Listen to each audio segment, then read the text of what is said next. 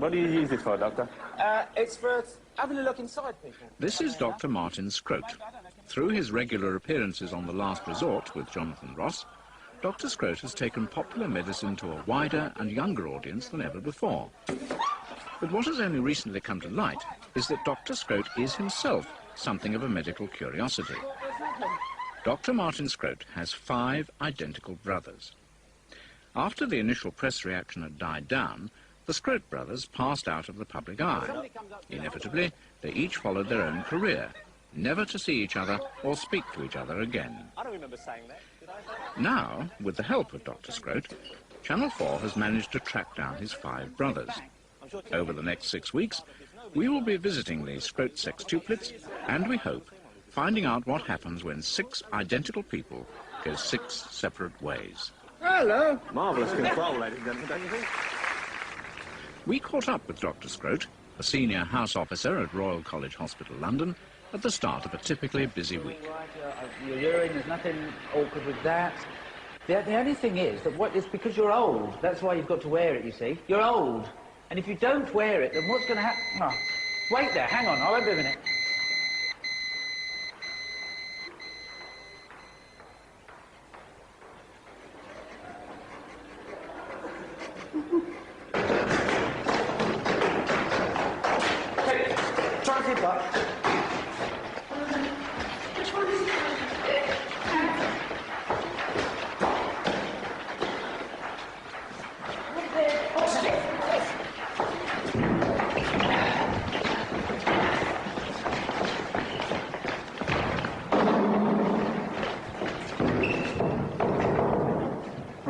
This way.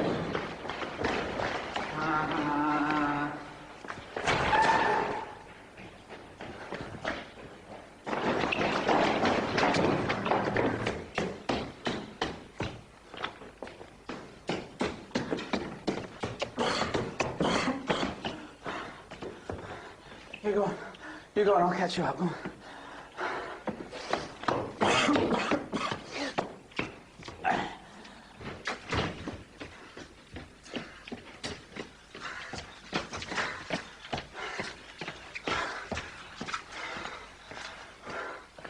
Although Dr. Scrote has been on duty for 2 hours, the strain is beginning to tell. Oi! Where's he gone? A bath? Ahead of him lie another 14 hours of dedication, commitment, and inevitably some running. Monday morning, and Dr. Scrote conducts a round of Royal College's orthopaedic ward. Yes, I have a 12-inch plate in the other leg. Ugh. And then within 5 months, I had metal fatigue and cracked it. So I had to have another one. Where was this done? Where was this done? Oh, one of us did it, did they? Yes. Well, you know, obviously there's no guarantees with these things. Metal fatigue. What are you, a sprinter or something? That's good. And you're going to be back up on your feet, are you? Or are you going to be like this for the rest of your life? I'm on my feet already. Just That's resting brilliant. after my physio. Physio? Yeah. Oh, yeah, those, yeah. Actually, that would be downstairs, wasn't it? Yes. Yeah, I know. About the physios and all that. Doctors talk. Ah, your television's turned up. It has. I don't know if you've been watching anything. I do. Yes, let's switch it on, come on. Well, absolutely bereft. I mean, I've got to have... I always have pink underwear, I always have my pink watch strap. Besides which, I mean, pink matches my eyes, so... Oh, my God. Yes, that's need a miscount, so we'll turn that off. Still got the 2 legs, then? Hopefully. Yeah, that's good. What about, what are you doing tomorrow night? Turn this off now. And the sister doesn't mind you coming out for her? No. Yeah. I set fire to the place today. We're in the doghouse. In order for any senior house officer to move up to the next level of the medical profession, he or she must take a membership qualification at SHO level. In Dr. Scrote's case, this is Fellowship of the Royal College of Surgeons. As with most exams, the workload increases as time runs out. It's not uncommon to find doctors spending 6 hours a day in preparation. Peter's sample.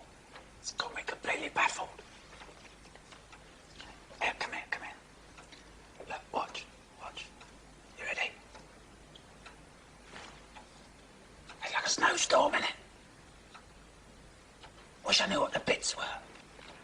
That's what's got me going. Yeah. It's good, that. You. No, it's not there. Oh, Russell. Here. What do you make of this? It's Mr. Peter's sample. Looks a bit like food. Have a whiff, come on. Russell. One of my friends. Yeah. Strong, isn't it? Yeah. I thought we used mnemonics to remember different names of things. Like, because this is urine, we use, it's trains in Geneva, they crash. Trains in Granada, nearly bloody meat. Yeah. And what does that mean? Trains stands for trauma. Yeah. In stands for infections. Infections, Granada. Gram-negative lesions. Blood. Blood. Crash. Meat is metabolic disorders. What's that bit there? Could have a vesicocolic fistula. A what? A vesicocolic fistula. That's what I thought earlier, but, yeah. He hasn't got no. Crohn's disease. He's about 6 foot. Feeding the number of people who work in a hospital this size is no mean task. As well as the 400 doctors and 1,600 nurses, around 3,500 ancillary workers look to the hospital canteen for sustenance. Although unlicensed, it's still regarded as one of the essential cogs in the smooth running of Royal College Hospital. And Dr. Scroat makes a point of finding time to eat, for the doctor feels that a healthy mind needs a healthy body. Double moussaka, chips and pasty, please. Thank you.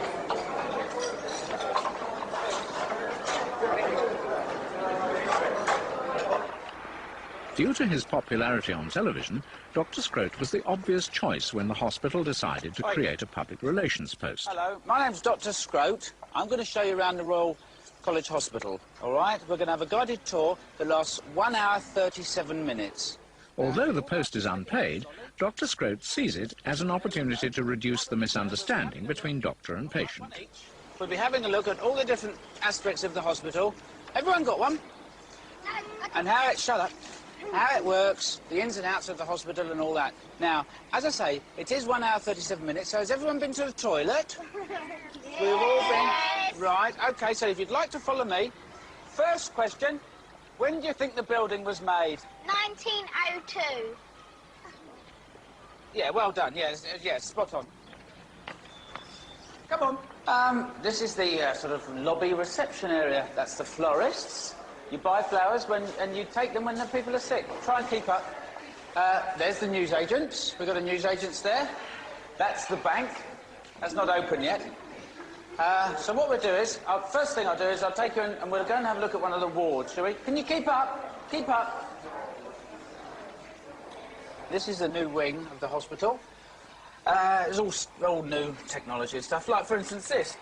Anyone hazard a guess as to what this is? Vent respirator unit. Huh? It's a vent respirator unit. Is it? Yeah, well done, that man. Down here we've got lots of other sort of, lots of other bits of machinery and stuff. All right, this'll get you. What do you reckon that is? Cardiac arrest trolley. Yeah, it is, yeah, you're right, yeah. All right, anybody want to be a doctor when they grow up? No. There's some sick people here. We must be quiet when we walk past them. What about that? Anyone know what that is? It's a floor polisher.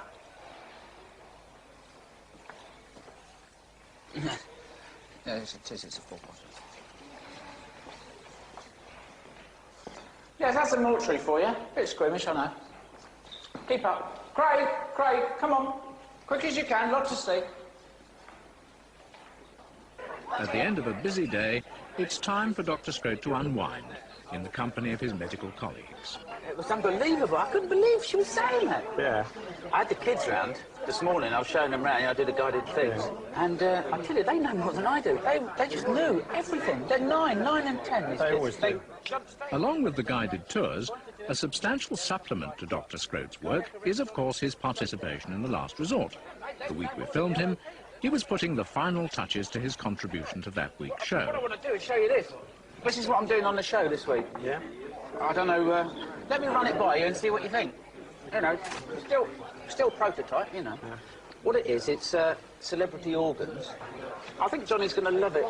What you do is you get a card, right, with a celeb on. Right. And then what you have to do is you have to match up the organ that I've supposedly taken out of their body to the celebrity, right? See, so you've got that organ there. Martin, right? Where'd you get that? From the tissue bank. Why? Just stop this. Stop the film It's only immediately. borrowed. Just stop it. I won't take the lids off. Honest. Stop immediately, would you?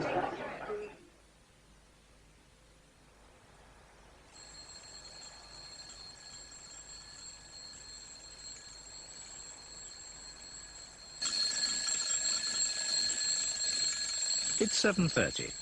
Dr. Martin Scrote has managed to catch 4 hours sleep.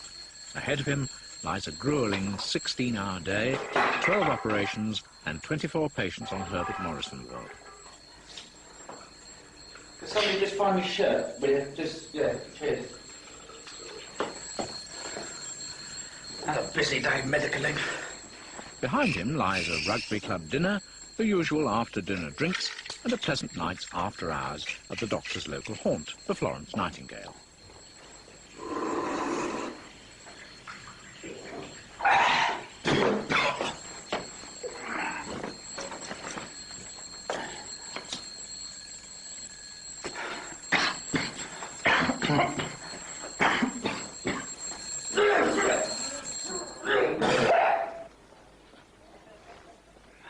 Mr. Costas, you're supposed to be in the ward. You're not supposed to come out, are you? You know that.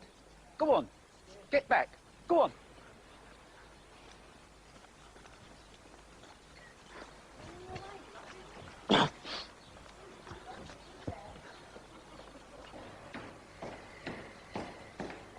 In view of Dr. Scrote's condition, his immediate superiors felt it better that we did not film today's heavy schedule. Before you say anything,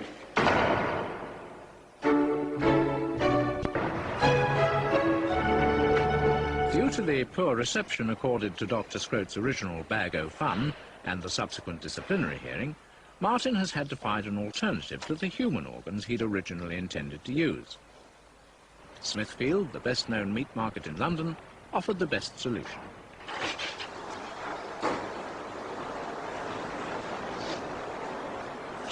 Nigel? Yeah. Nigel, where are you? Oh, there you are. All right, Nigel. Oh, good morning. You managed to... I see you got the stuff then. Yeah, I've got everything you need, Brilliant. I think.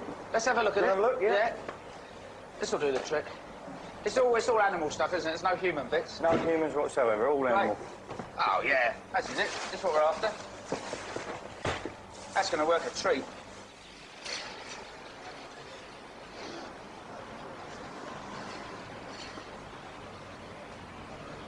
This pub's open. It's 6:30 and it's... There's a pub open. It's opposite St Bart's. That's unbelievable.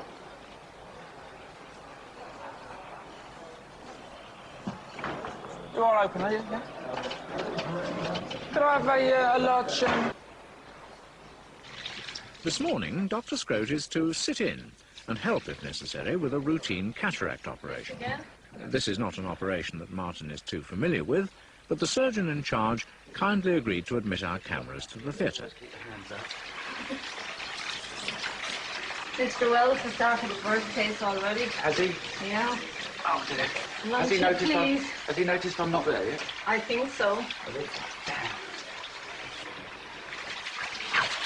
These ones are much stiffer than the ones I'm used to. Always clean, huh? Keep it clean. What you've got to do is actually put them on. Try and find a finger. Find a finger. There we are. That's beautiful. Pull it back. Got to overlap because I've been told you've got to overlap. I'll go around like this, you see? Sealing the back. No, come on, All right, now I'll come to you. Just sit in the back so we don't get any germs from round the back there. And we're ready to go and heal. Eye operation, isn't it? It is an eye operation, that's right. And this is, I don't know, this is a small incisional cataract procedure we're going to do here.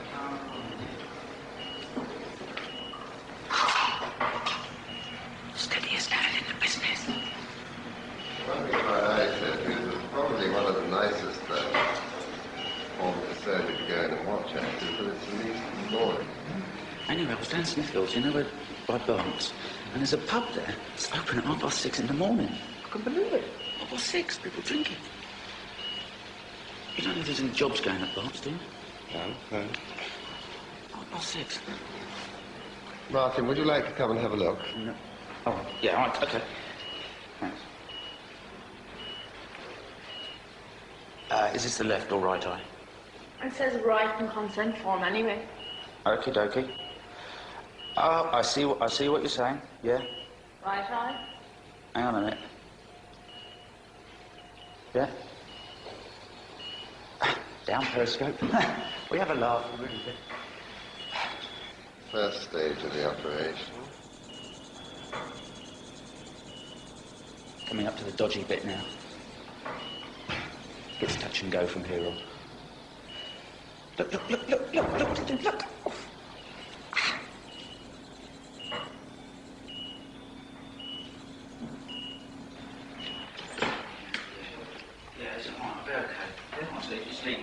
One of the most puzzling features of the Scroat sextuplets is that none of the brothers has met or spoken to any of the others since their 18th birthday. At the party, an incident had occurred, an incident apparently so traumatic that none of the Scroats, not even the Doctor of Medicine, seemed willing to talk about it. Yeah, a lot of people have been talking about that recently. I don't know why. I was responsible for hiring the balloons, that was all. In fact, it was me that phoned for the ambulance later on.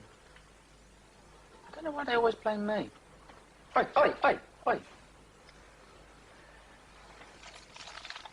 Thursday evening. Tomorrow is last resort show day, and Dr. Scroat just has time to check the amendments to his Bag O' Fun. As the show is broadcast live, Dr. Scroat knows that in order for his contribution to be a success, he must eliminate any last-minute problems. Oh, bless him, look, he's put these two in. What a stout fellow. He's got those for me as well. I've got that one there. That's 1, 2, 3, 4. Yeah, that's 5. Have a look there. That's great. That'll do it. Just go and wash my hands.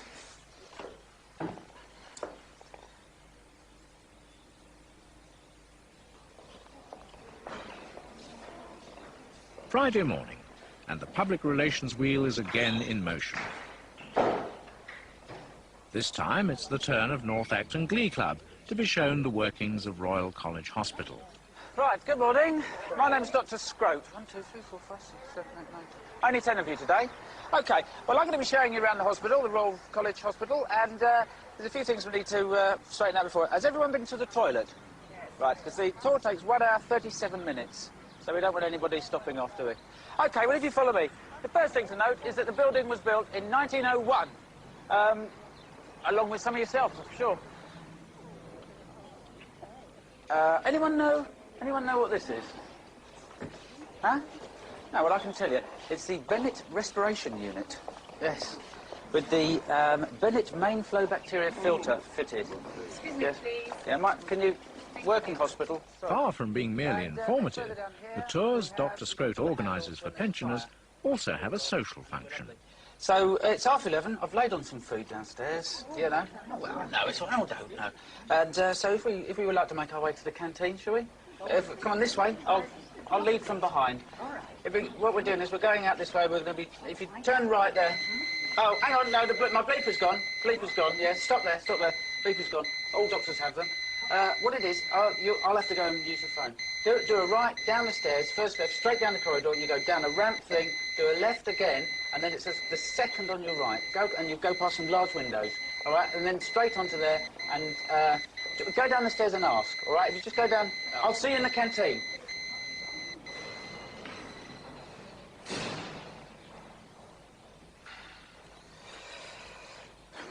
Hello, Jonathan. Yeah. It's Martin. How you doing? You all right?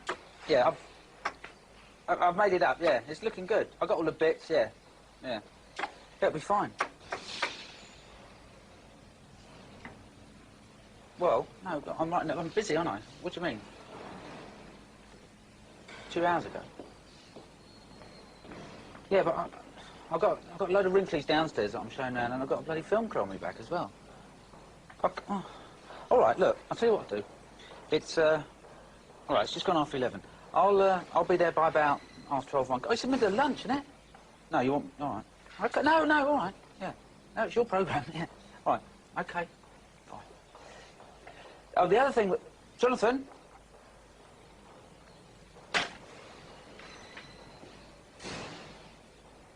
It's 2:30, and Dr. Scroat is late for the studio.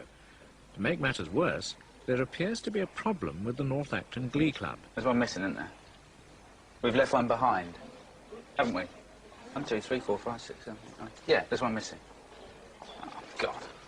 Have you got geriatrics? Where's the number? Is it? That's it. Is it? Hello, is that geriatrics? Yeah, I'm sorry, it's Dr. Scroat. Yeah, his name's Mr. Collins. If you could get him out of bed, he's not meant to be there, no. He's with the guided tour party, the OAPs, yeah. Sorry about that. I don't. Just don't, all right? Sorry about that. If it's quick as you can, we're on the 3rd level. Yeah, we'll wait for him. Well, somebody will. All right, bye. Yeah. Right, once you get them in, you can't get them out. Anyway, right, I found them.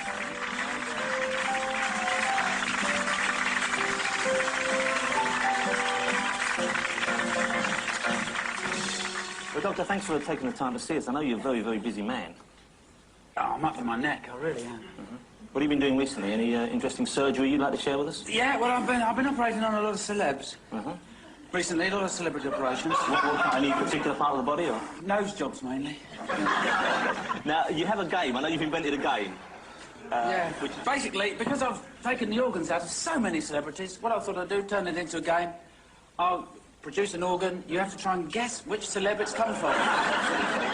It's kind of fun and facts combined, really. I'll show you. You get cards and... Oh, yeah? Look, there's... Just like a real game, in fact. That's the rules there. Oh, lovely.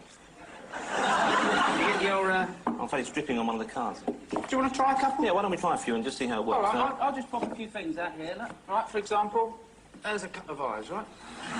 They're disgusting, Doctor, there. Yeah. There's the eyes that I've taken out.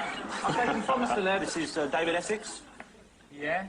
But as we can see, he's got I'm ringing to complain about a programme I've just watched called The Last Resort on Channel 4. It featured a so-called doctor who was attempting to get cheap laughs with what appeared to be a bag of human organs. Of course they are. I don't know whether this man was a doctor or not, but my wife was physically sick by what we saw. What's that?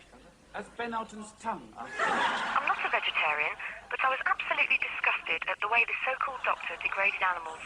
Using animal organs for fun is not funny. No. He looks far too perky still. No, he's a white wine man. Look, I used to enjoy your programme on Friday evenings, but I'm never going to watch it again. Watching a doctor playing with bits of animal in it is something I just do not wish to have in my living room. He's going to have a lot of fun playing this now, aren't they? If you ask me, Dr. Scroat needs a doctor himself. From now on, I will not be watching television on Fridays. Dr. Scroat, it's been fun meeting you. And it's a fascinating game. I wish you the best with it. Thank you very much, Dr. Martin Scroat.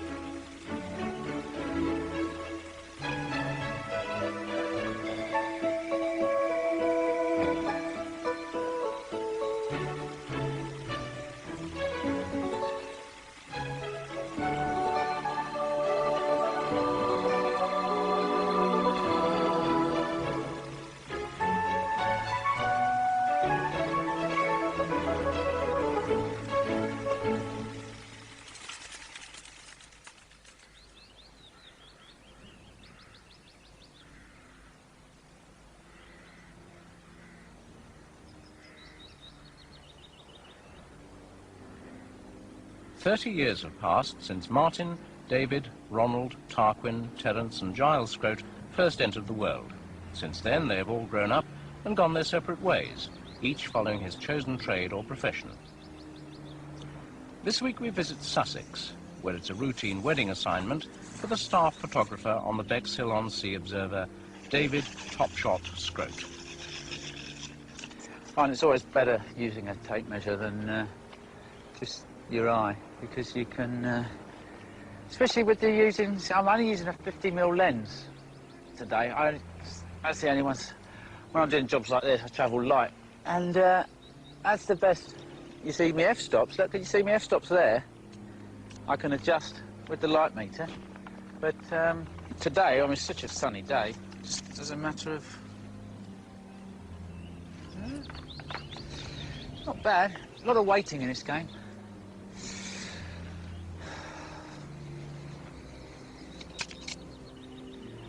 It's a new toy, this. I just got this, look, you see?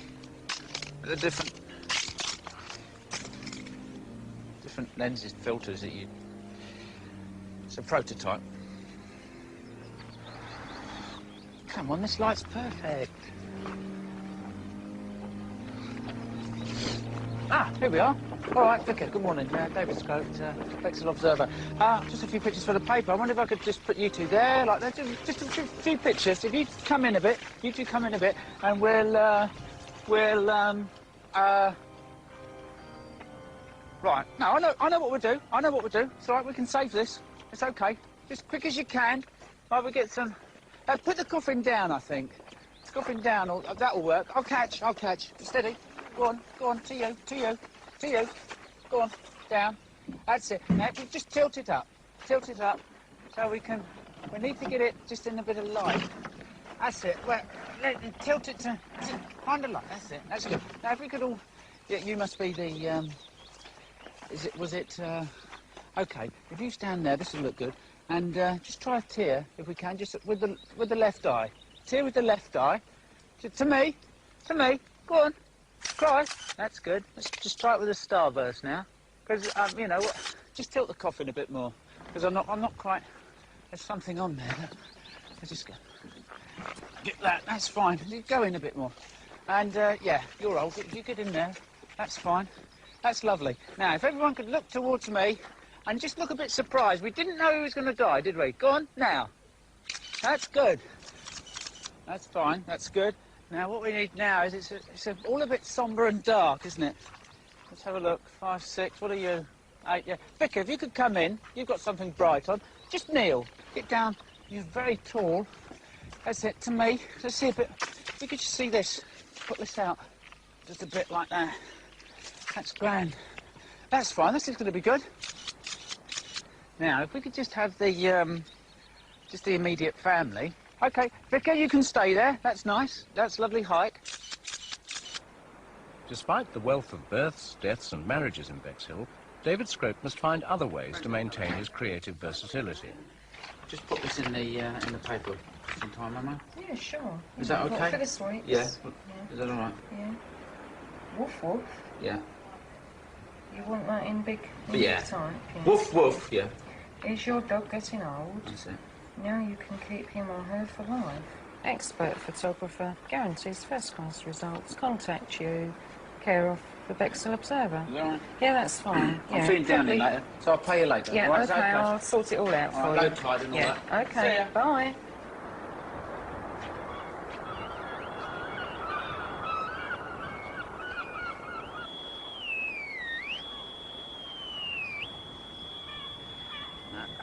Being a staff photographer means I more or less choose my own hours.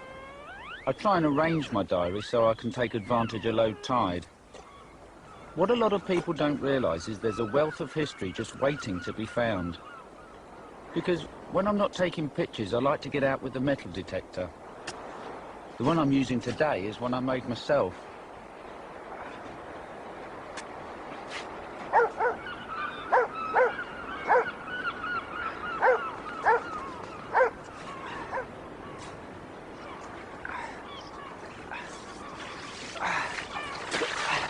Now the water's getting in now. See, the Normans landed here, you see? So there should be lots of bits and bobs. Give us the detector again. Could you just pass that to me? Yeah? Thanks a lot. If I'll just have another check. Because there's usually stuff... No.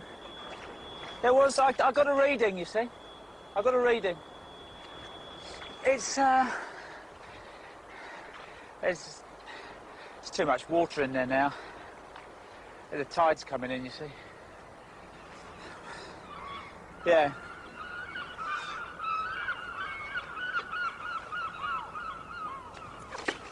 (2:15), and it's time to meet John Downing, the picture editor. John, did you've seen these pictures? Seen them? Yeah.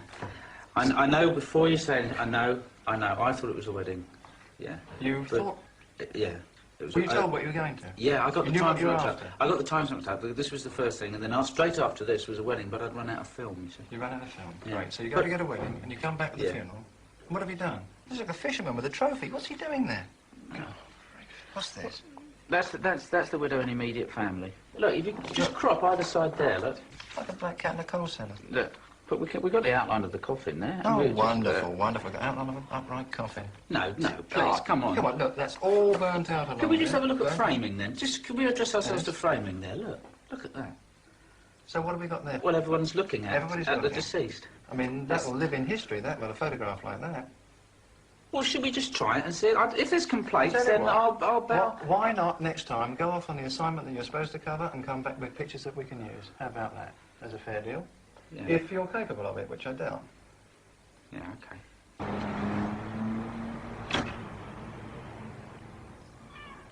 It's Thursday, and David has taken delivery of his pride and joy, a brand new Mini Metro 1100. As a result of David's rather eccentric contribution to that week's paper, he's been assigned to what the editor considers less sensitive matters. What does he know about photographs, anyway? Should have seen his snaps. I say, you should have seen his snaps that he did when we had our Christmas do. They're useless. None of mine were out of focus. I think I'm probably a bit too arty for that paper. That's what it is. Yeah, he's put me on vegetables now. I'm wasted there. Yes, we've got some large melons there. I had to cut them yesterday because they were getting so big. Prize winners? Prize winners, good. Yes, that's good. They'll be good. Yes, That'll be good for me. And seeds are sown in there for the year's flowers and vegetables. Lovely. Oh, you've got we've got a pond here. Yeah. Is it Googie? No, G-E-E-K-I-E. What sort of a name is that, I think we can understand that. Mr. Geeky. It's Norman, isn't it? It's Norman. Norman, that's lovely. Right. Okay. Norman, yes, that's right. Vegetables. You've got it there. Where is it? Where are the vegetables? The flowers are lovely. I've got the vegetable part here. Ah, I see. Right. We can get it into some strong light. There. Down, leave it, put it there. That'll be fine. Now, if you could stand round the back, let's just have a look. See what that's... You switch it on, Mr. Geeky. Switch it.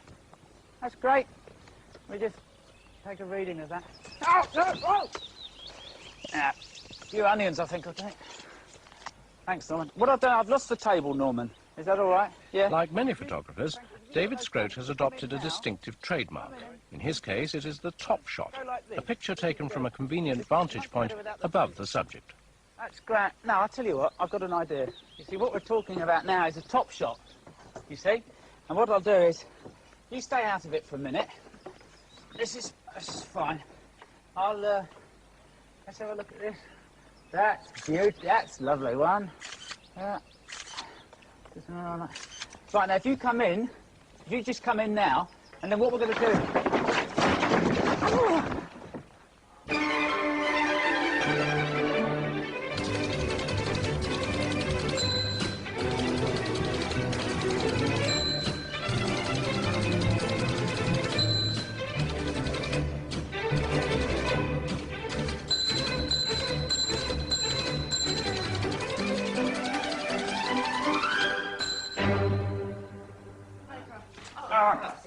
There you go. Okay, fine.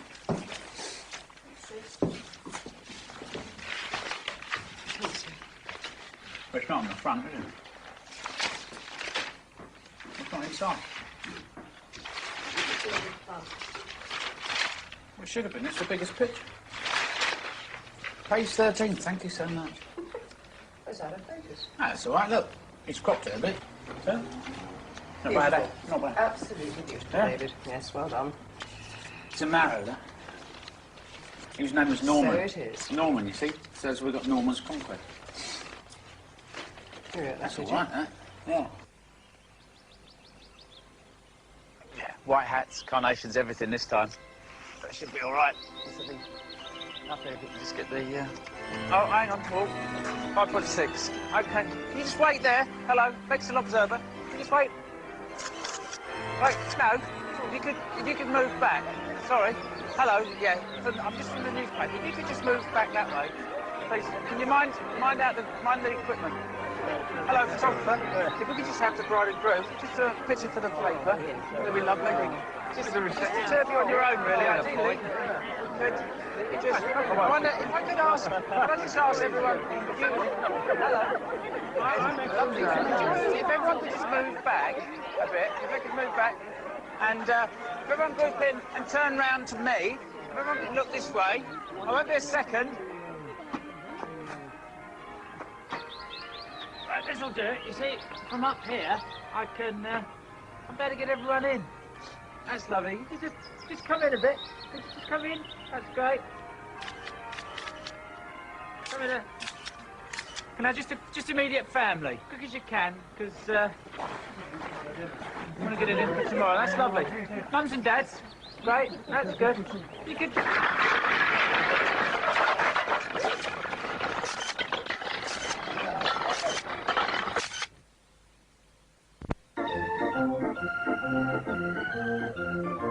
David Scroat has been sacked. After 5 years with the Bexel Observer, he has photographed his last wedding and covered his last exclusive. You want your, no, all right. Would you like your picture taken? Oh. Do you reckon? Oh. Do we or don't we? Yeah, go on, look, £1.50 each, but if £2 for the pair of you together. I'll tell you what, when we walk back, we'd rather have it. No, I'll tell you what we'll do, because I've got an idea. If you come round this way, just come to me, right? And if you both stand like that, because we've got the sun in the back, that's great. Now you just wait there. Stay there. What I'm going to do is, I'll just, one of the shots I'm known for. This one. Yeah, could you just give us a hand over? Cheers, thanks. Right, and then I'm here. Morning. You all right? And then, oh, see, from up here, well, I can... Hey! Hello? Come back. If you just come back, because we've got the... Could you just... Hello? Hilda. Nice to see you. Hello. Would you like a cup, please? Oh, brilliant. Yeah, thanks. That'll be lovely. Feeling a bit parched. Have you managed to get someone for the ground floor flat, yeah? Oh, yes, it's Is it? a couple from Street 3. All right, then. I'll love a cup of tea, then, if you're making one. Brilliant. Thanks.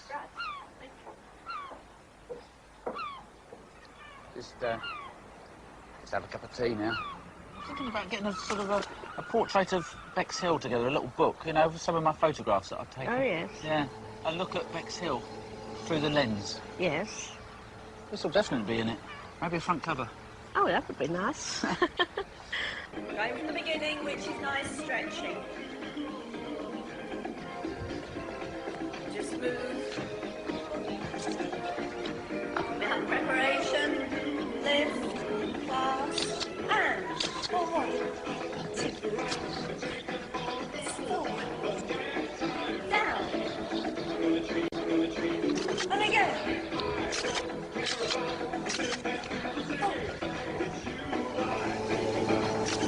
Open, fold, fold, lift, stretch. It's been growing for such a long time that it would be a bit hard, I should think. They tend to get hard when you leave them. The younger, the earlier you can grow them and cut them, the better they are. Did you see that picture in the paper? Oh, yes, yes, Yeah? it was very good. He will crop them. Yeah. He will. It was a big one. Yeah, it was a whopper. Oh, look, no, I'm going to have to be moving on. Yeah, we go. Still, tell everyone that it was my picture that I took them out. Them, and we expect you along at the show. Yeah, On okay, the thank you. 6th of As I say, September. I'm freelance now.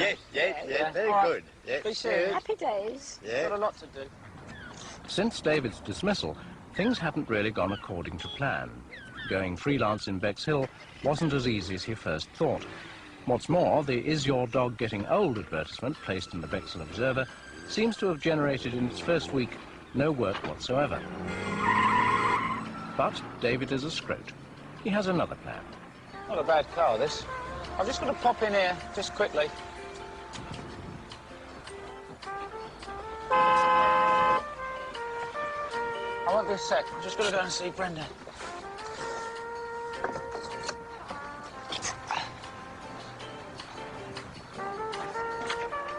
Hello, Brenda. Has there been any replies to that ad yet? No?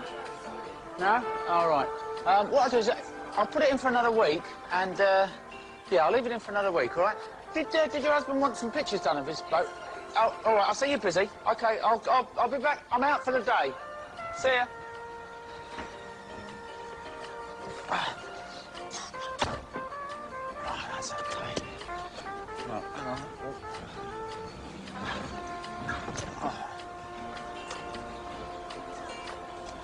What I've done is I've put the...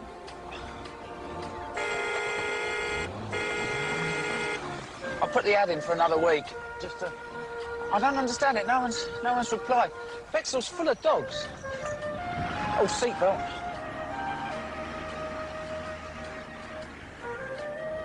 Always carry a camera with you if you're a photographer, in case you see anything you want to capture.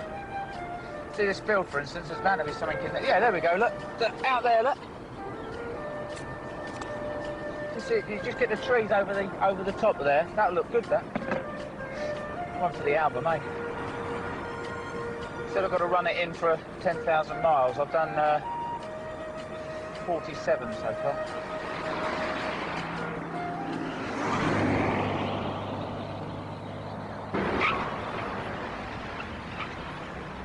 David is disillusioned with Bexhill-on-Sea.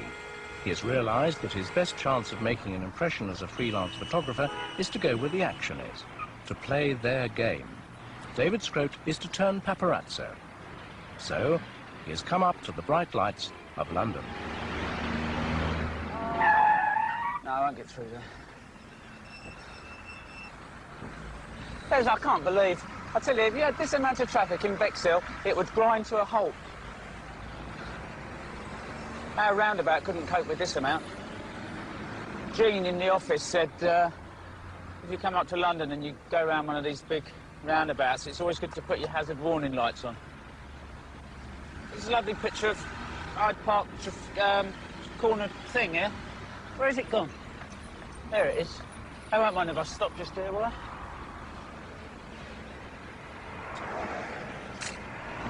That's lovely. All right.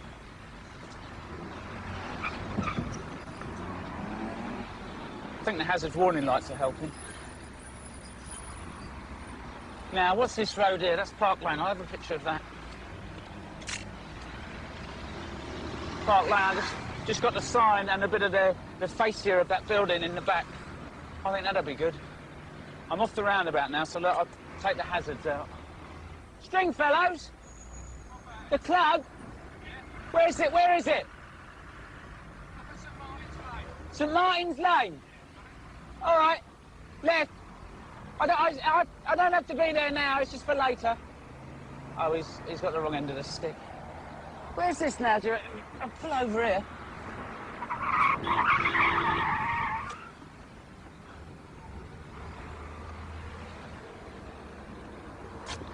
I'll just take a picture of that because it'd be a shame to miss it.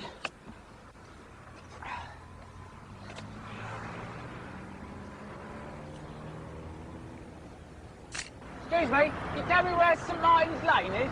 You've gone right past it. It's back that way. All right, cheers. I'm getting warm. I know I am.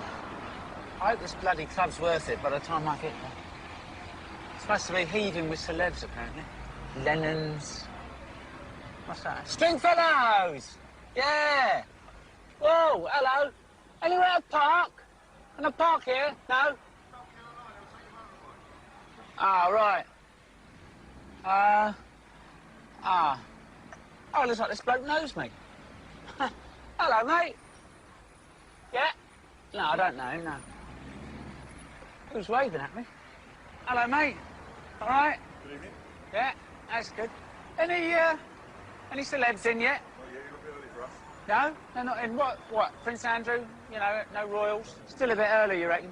Oh, you wait till Yeah. What about Stephanie Beecham? Should she come down here? Tom. I like her. Seen a lot of the things she's been in. See, I'm losing a bit of the light, really. No, we're all right. F1.4. That should be okay. Should be okay. I'll catch them when they come in. Peter Systems, he comes in, doesn't he? Yeah. While David had some time on his hands, we posed the question we put to all the Scrope brothers. What was so terrible about their 18th birthday party that none of the 6 has since spoken to any of the others? Yeah, I remember the birthday party. I took all the photos, but they were lost in the fire, along with all my equipment. It's a bastard, that. What about celeb bashes, you know, we're in a celebrity parties, is there anything like that? Yes, a place called Morton's. Morton's? Right, where's that? Berkeley Square. Right, I'm going there.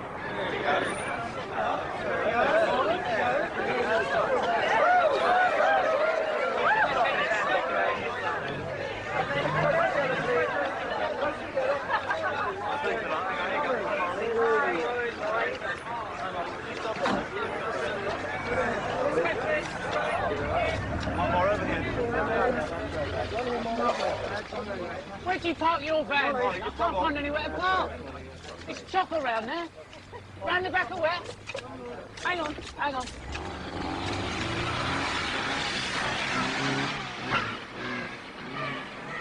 Oh, come on. Stop there. Oh, stop.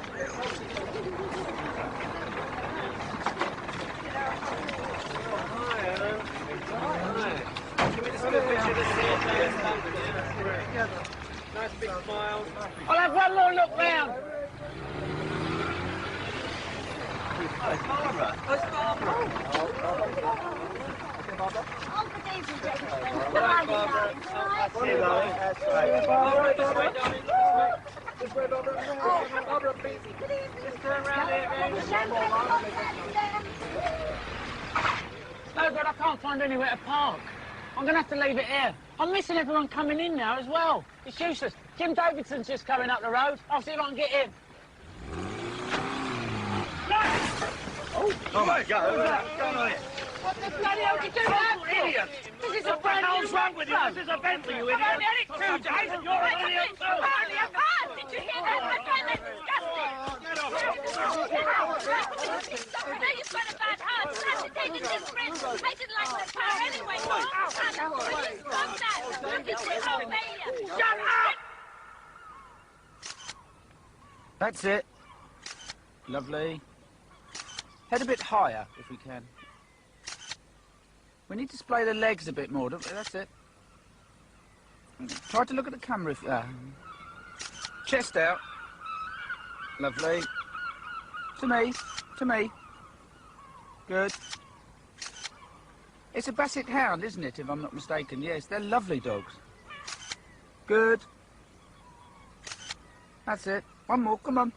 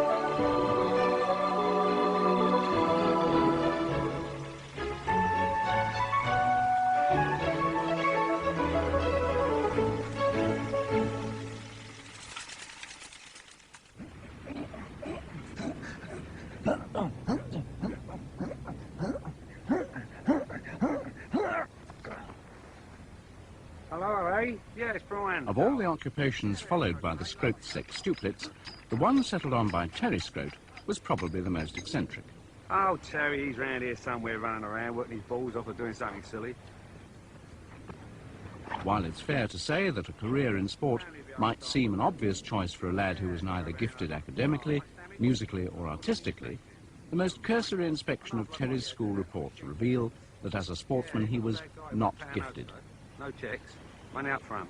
I owe it all to Mr. Shingles, really. He was the man who picked me out and told me I was cut out for a career in boxing. And he stayed with me despite all the problems. Hello, Terry. Hello, Mr. Shingles, there. So, how's it going? It's not bad, I'll just run backwards. Yeah. Good news is, we've got a big one lined up for you. The big fight, Terry. Yeah, who's it going to be against again?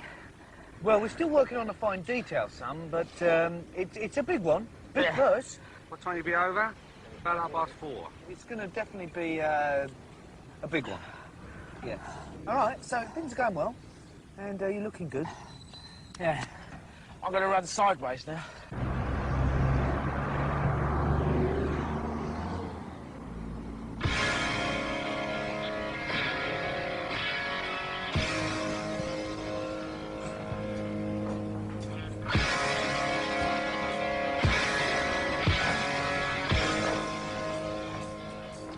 Formerly Terry the Tornado Scroat, he was renamed after his first few fights and is now known as Terry Scroat. You see, what you've got to remember is that most boxers are working-class lads fighting their way up from the streets. Terry is, of course, middle class. Hello, hello, my darlings. Come on, relax, relax. Oops. Oh, sorry. Breaking up your happy home. Terry lodges with his Uncle Bertram. Although Terry calls him Uncle, Bertram Whittaker is merely a close friend of the family. Come on, girl. Woo-hoo. There we are then. Hello, Uncle Bertram, I'm back. Hello, Terence. I see the new shed's arrived. Yes, it's over there. Shall I start about unpacking it? Yes, you start about unpacking it. I'll give you a hand in a minute. Okay. Have a good run. Yes.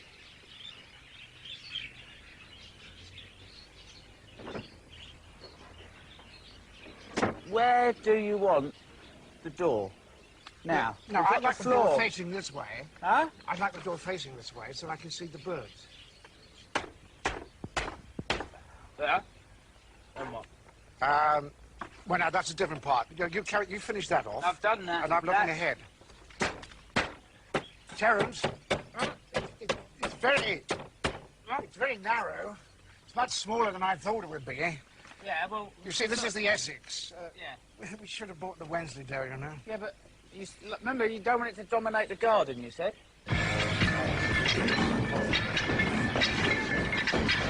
Forward tilt. Bit more tilt. Come on, bit more. Okay, you got it.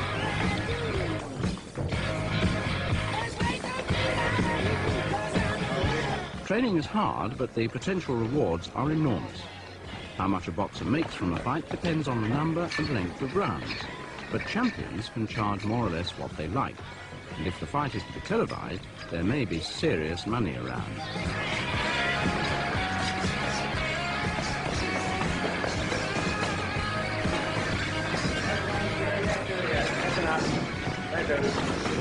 Hi, Brian. Yeah, lovely. I've fixed up a match for you in 2 weeks' time at the Yorkshire Greys. Lovely. You'll be fighting Derek the Car Shorten Crusher Pringle. But then you like the challenge, don't you, son? What about a big one, then? When's that? Oh, it's all sorted. Down Tavern, July the 28th, against Jimmy the Punch Pickford. That's good, I like a challenge. Yeah. Listen, you all get fit for the Yorkshire Grey, won't you? Yeah. Okay. I really fancy the other guy myself. I'm going to put my money in the other guy. Well, I'll have some money on review then. Yeah? Terry has been going... So what is the key to Terry Scroat's immense popularity with other boxers? I can't make mine out about a geezer. I know. Makes me laugh. Some gets in every. I don't know why it does boxing, to tell the truth. I ain't got a clue. Terry's a mean-looking fella, isn't he? I tell you what, wife you ain't looking at. Nigel and Frank, they all need target practice. Well, Terry's a good target, isn't he? Talking, Bertram, just out the back. It's 2:30. And time for Terry and his manager to find out how much Terry's official weight will be for tonight's fight.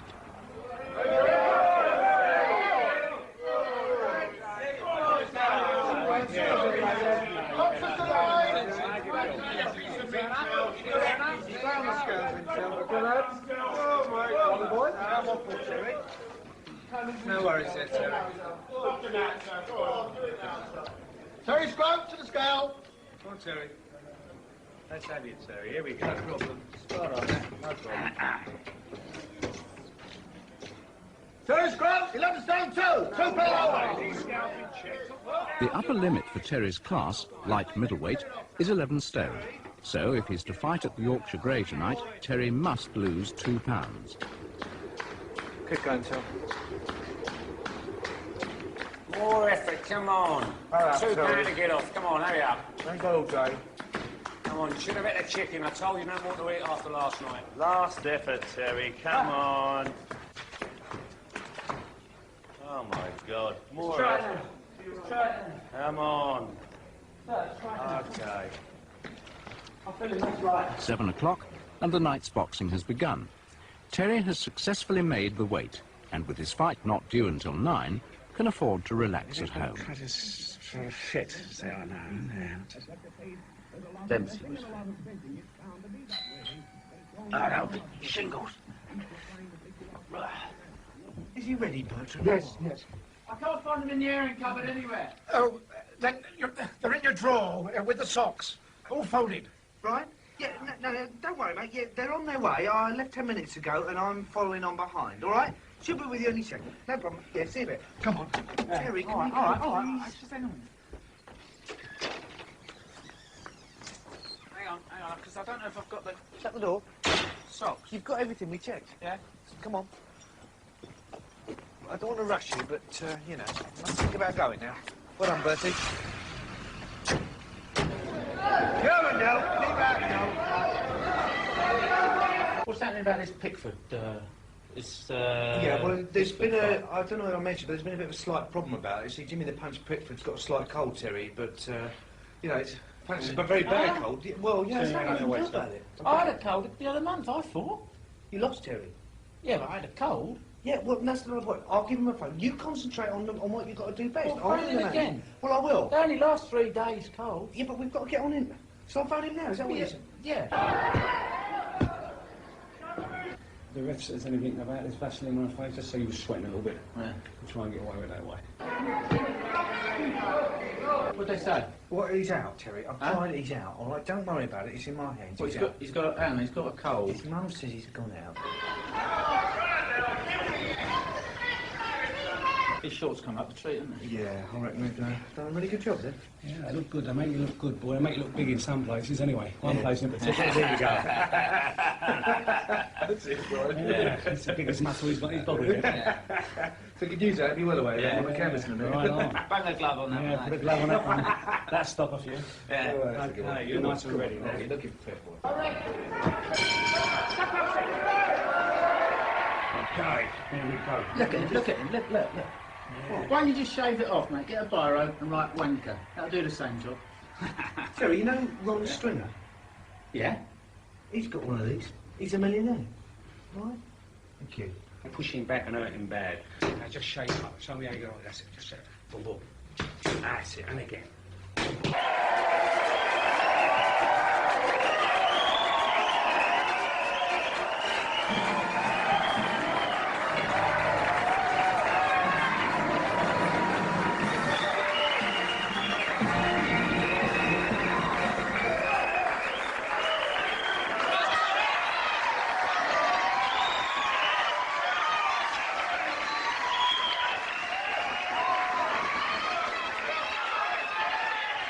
Ladies and gentlemen, this is the main event of the evening. 12 3-minute rounds of boxing for the British Light Middleweight Championship.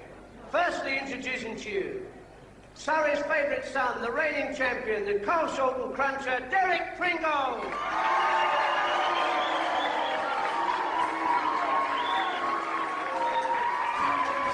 And his challenger, Terry Scope.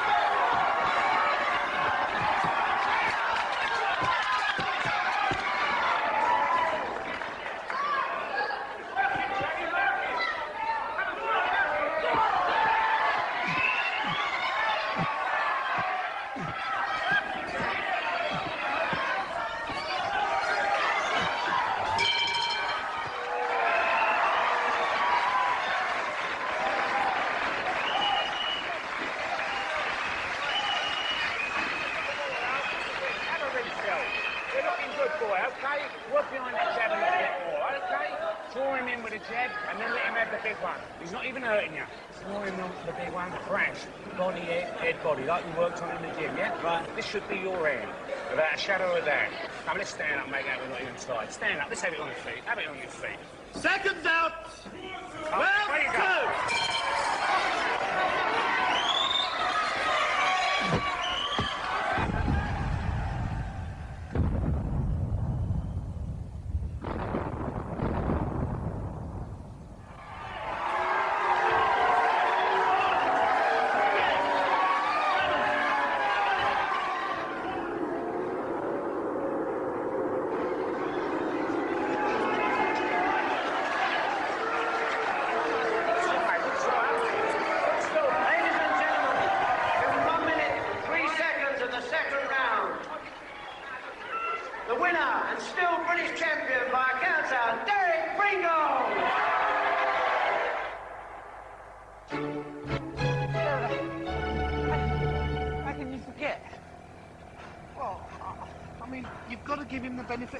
Terry, I'm sorry. Yeah, but you can't forget you're going on holiday. Well, you booked it a couple of months ago. I mean, it happens all the time. Must have forgotten, that's all. You have to live with it. Well, let me go. Well, how long is he on holiday for? Late August, and the date of Terry's big fight has been postponed yet again. I'm positive that the fight will take place sooner or later. But Jimmy's got quite a lot riding on this, so you cannot blame him for wanting to be on top form, can you? What about Terry? I meant Terry.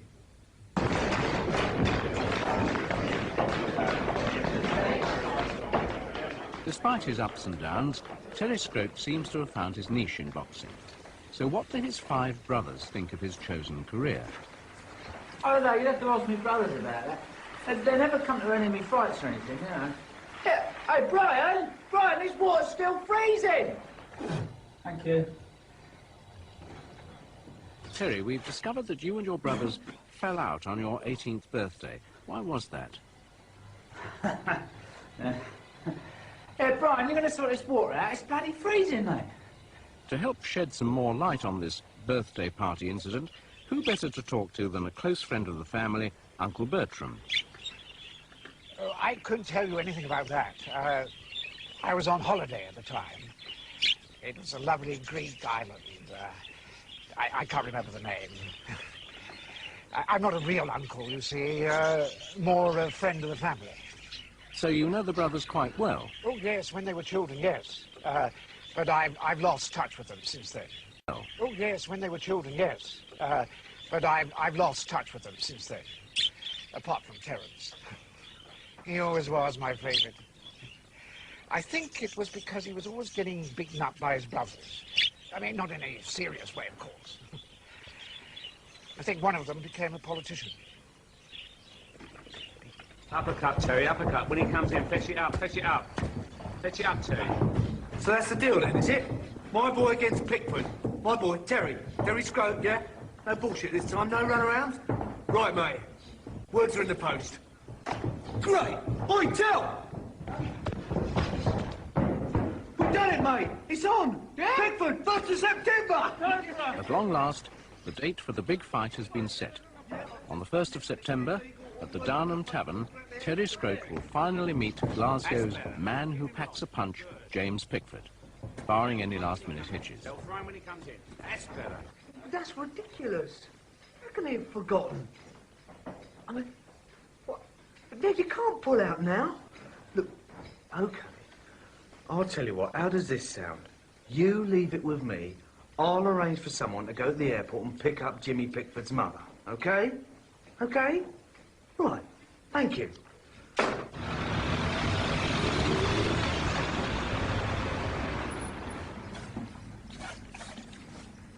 Confirmation of the big fight has sent Terry and Terence to Kerry's, where the final touches to Terry's grooming are made.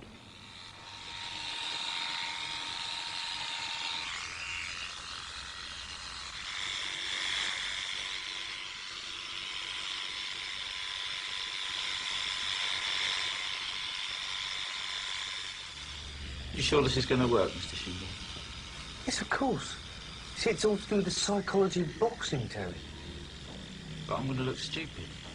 Ah, I mean, look what it did for Nigel Benn. Yeah, it made him look stupid. No. Look at the facts, Terry. 24 fights, 23 KOs. You can't tell me this sort of psychology did nothing for that. Trust me. All right.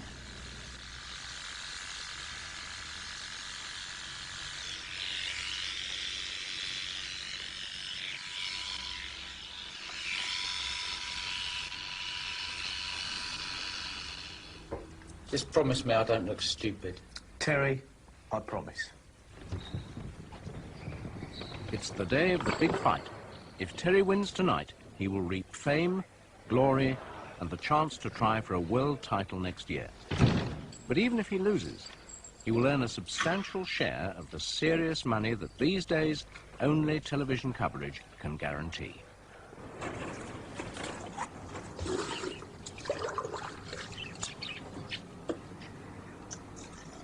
It's 5:15, and Terry's normal training routine is behind him.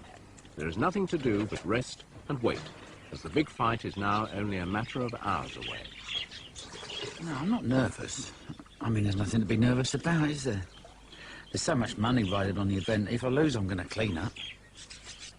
And I don't see what could possibly go wrong at this stage.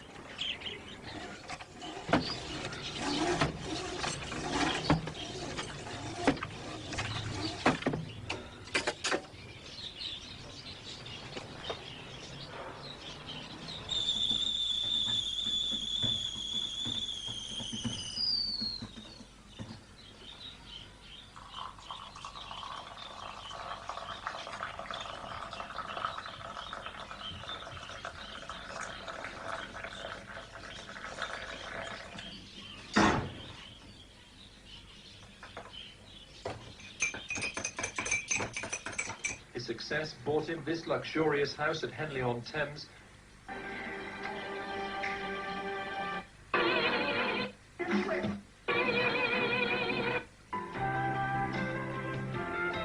Porters this week.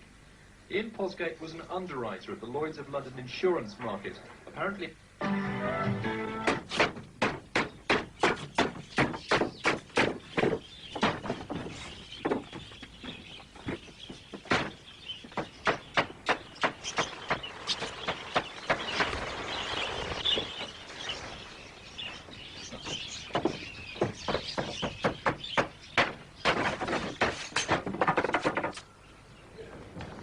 Well, he's had a lot of hard training. He's done flexibility, mobility, agility, you name it, he's done it.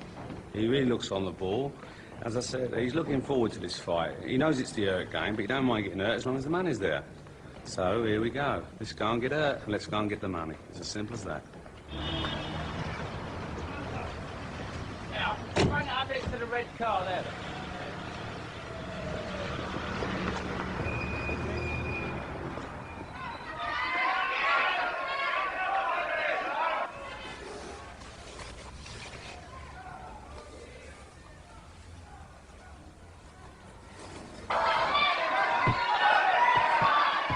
Lobster. 4-3. Veracity. No. It's a noun. Horse trolley. And it's to do with holidays. Do with holidays? Did you say? Holidays. Oh, I think holidays. Holidays. Caravan. No. Drizzle. No. Donkey. Nearly.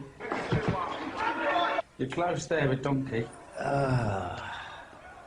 Donkey ride. Yes! But the best-laid schemes of mice and boxers gang off to glay. And even as the final preparations for the big fight were being made, something happened which was to dash Terry Scroat's chances of fame and fortune. Yeah, I mean, Terry, hang on. Yeah, Mr. Shingles, Pickford's manager. Eh? But it's... Oh, hang on. Excuse me, where do you think you're going? What are you doing with the gear? No. Hang on. It's on the contract. The ticket sales I'm owed. No, it's not on the contract. The contract's what you sign. It's for an all-in purse, and that is for the purse money for the fight and TV monies. Yeah, Yeah, but all in implies ticket sales, 10%, which I'm owed, surely. You sign a contract, it doesn't mean nothing without ticket money. It doesn't state ticket money. Yeah, but on the you said it contract. on the... You said it on the phone. Well, it appears that young Pickford has been arrested by the police for receiving stolen goods earlier today, and naturally we're very upset, but we're hoping that it's a ghastly mistake, so we're going to give it till 9 and hope that it's still on. But naturally we're all bitterly disappointed, my Terry in particular, who's trained hard for this fight, and but he's taken the whole thing in the professional way that he's used to. Excuse me. Terry, look, I know you're in there, son. Look, I know how you feel, Terry, but look, come on, it's not the end of the world, son, is it? Terry, are you going to come out now or what? Terry, he's a bit upset right at this very minute, so you can understand that. So leave it with me.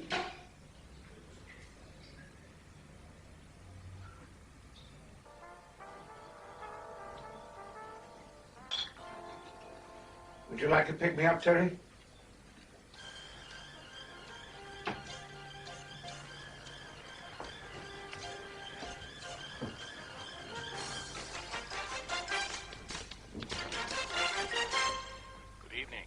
Glasgow's brightest boxing hope, Jimmy Pickford, was tonight in Brixton Prison after being charged with receiving stolen goods. Pickford's sensational arrest outside the London hotel where he was staying will come as a great blow to this popular boxer's thousands of dedicated fans.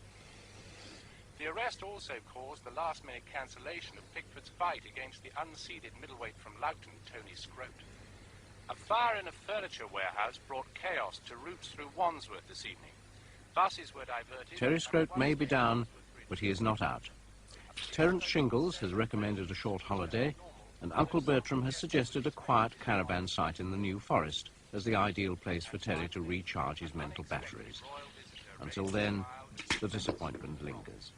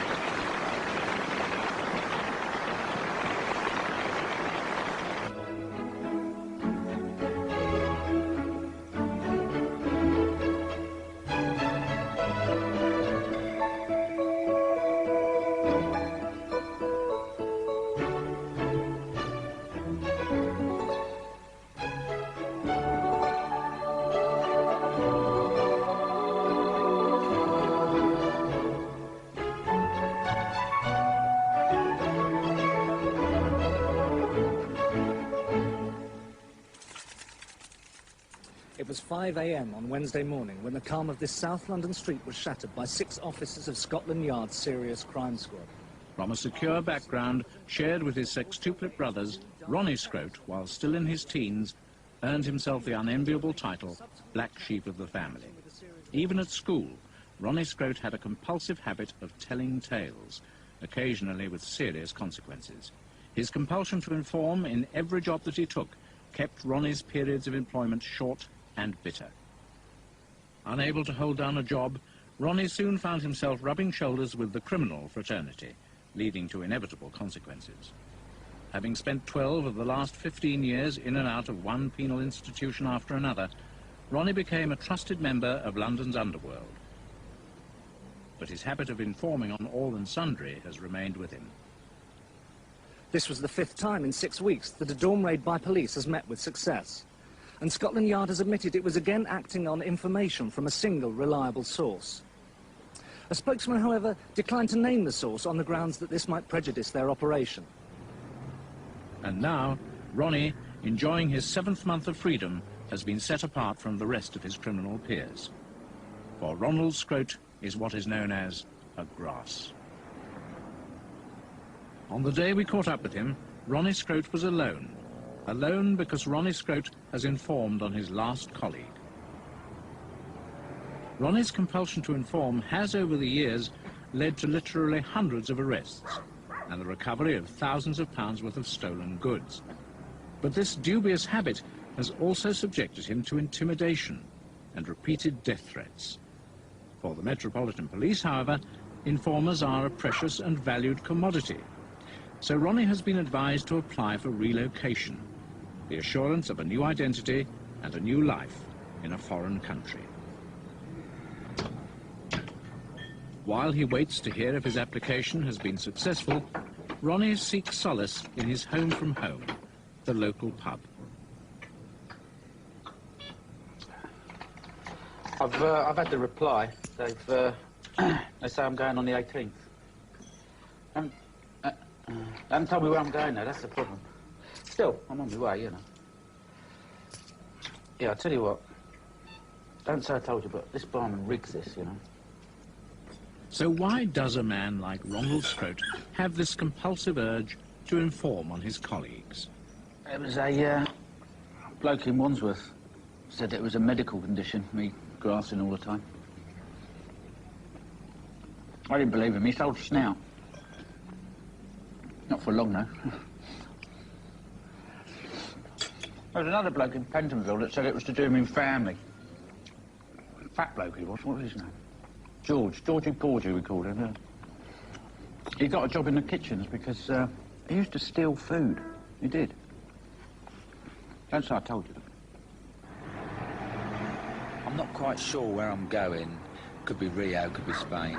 But of course that's getting a bit overcrowded. I'd quite like to go to Mexico because I like Mexican food. You know, kebabs and all that stuff. Before he can be relocated, Ronald Scroat must disguise himself. For his own safety, this can only be achieved by extensive plastic surgery. Mr. Coles, I need a bit of a face job. I need alteration. What do you think you could do? Well, I get the impression that you feel that we can do something overall for you. Is that right? Yeah. We really, unfortunately, can't do that sort of thing. Normally, when people come to the Harley Medical Group, we attend to a particular problem they may have. They may have eye bags, they may have crooked noses, or sticking out ears, or small chins, big breasts, small breasts. But to actually just do an overall change is pretty difficult. Is there something you could do? Your features are pretty regular. Surgically, there is a way in which we can perhaps enhance the hairline by bringing it down rather more by implanting plugs of hair along the front of it, but that wouldn't be a startling difference. It can be done. I suppose the major change would be in your nose. You do have quite a lot of cartilage at the end of your nose. You've got a little bit of a lump in the middle of the nose. The bone could be cut, the cartilage could be reshaped. I'd look different then, would I? You'd look the same, but you'd look different. No scars? No scars, no. Right. No. Do you want scars? No, not at all. People would still recognise me, though. They'd recognise you. But the overall effect, perhaps, if anything, would be just a pleasing change. It wouldn't be a totally different you. So if we were to have a go at the whole thing, you know, hair, nose, eyes, cheeks, all that, how much do you reckon it would cost then? Well, I would say, and we're not including hospital costs now, I'd say around about 7,000. After this consultation, Ronnie told us of an acquaintance in Lewisham who could do the same job for a fraction of the price. This man, who declined to be filmed, first practiced plastic surgery in its early days on Spitfire pilots in the Second World War.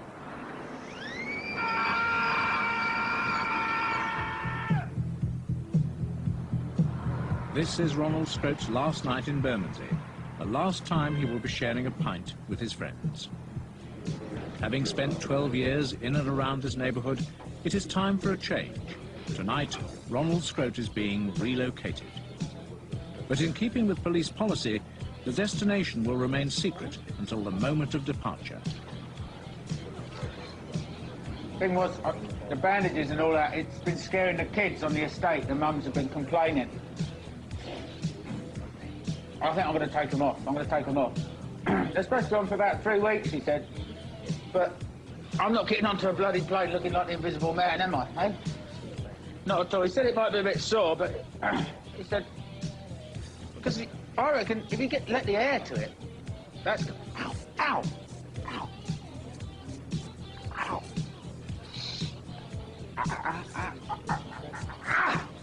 Oh, that's better, isn't it? Don't need to store anything. You see what he's done? I don't know if you can see what he's done. I've got a new hairline, right? Yeah. Got a new hairline. Cost me 80 quid, that. He's punched each little tuft of hair, punched it in. And I've got eyes, new eyes. See them? Yeah. They cost me 80 quid as well. 40 quid a piece. And what he's done is, I don't know if you can see, he's cut and then just pulled it back. And a bit of a nose job, he said he's done. And he's seen a tooth, look. Got new teeth. No one's going to recognise me. I'll just blend. Very much better. Quite looking forward. Wish I knew I was going. Let's have a look. Hang on, let's have a look. Hold up. Shit!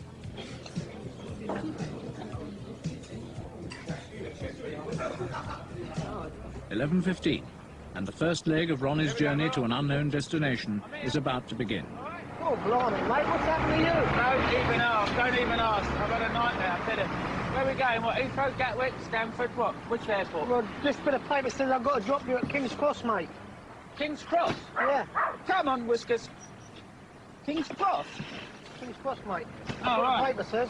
Yeah, I tell you what, the governor who works in this bar, right, he's regularly serving drink up until about 12 o'clock. Joking, ain't you? No, honestly. Couldn't believe it. Wicked, eh? Don't start talking.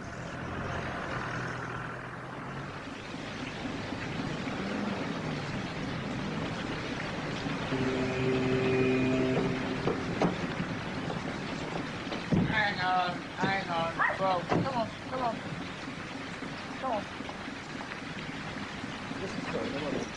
Got a couple of things on. No, hang on. What's going on? What's going on now, then? To meet Ronnie at the dockside are a police superintendent and an immigration officer. The former has with him the relevant travel documents, birth certificate, new passport, in fact, Ronald Scrote's new identity. He also has with him £2,000 in foreign currency, but not as Ronnie expected dollars or pesos.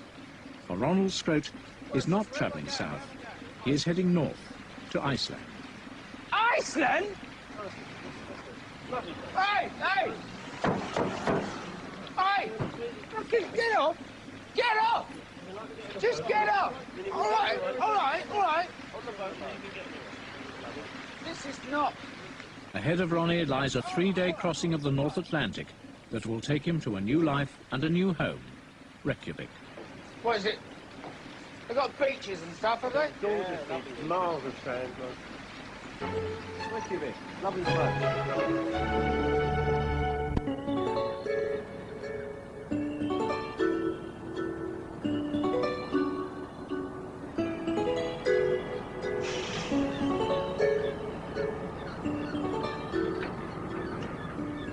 Most people's impression of Iceland is a land of Vikings, volcanoes and fish.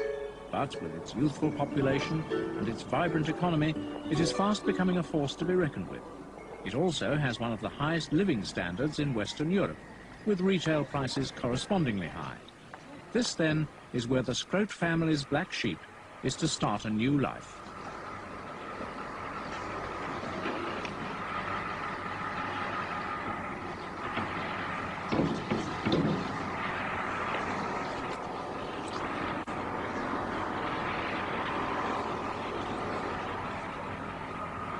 What are you lot doing here? Huh? How long have you been here? You come on the flu? I've been in that bloody thing for 16 hours. Bloody Iceland then, is it? Bit bloody parky, though, eh? My new home. Of course, you know that the bloody skipper hasn't got a licence, you know? To drive, he hasn't got one. He ain't got a passport either. God knows what he's going to do. I'll do a cup of tea, actually.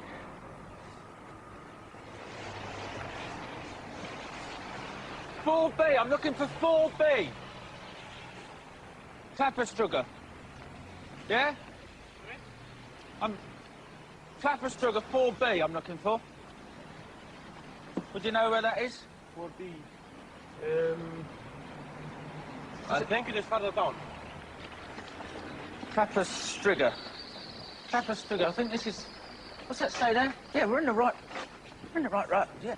Apart from our film crew, Ronnie is alone in Iceland. His constant companion, Whiskers, was thrown overboard in the mistaken belief that dogs are illegal here. This is because Ronnie's sole source of information about Iceland has been the British police. They also provide his accommodation. That's number 3. There we go, look here, 4B, that's me.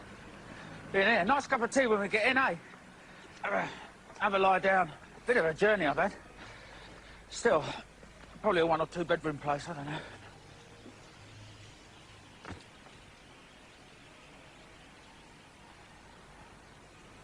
No.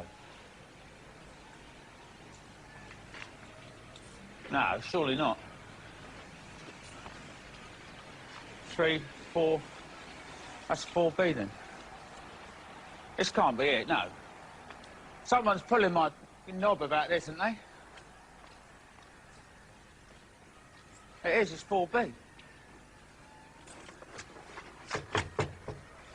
Oh, it's only bloody open, isn't it? Oh, Jesus Christ. It's got to be... Surely there's...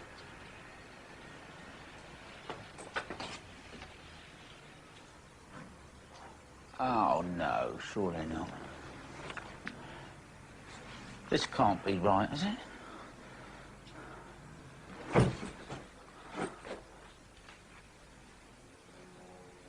Bloody shithole this is.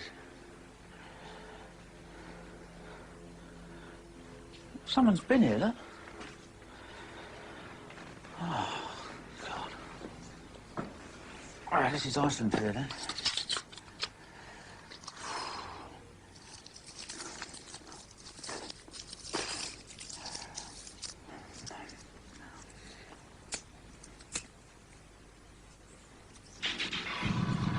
Oh, what's that now?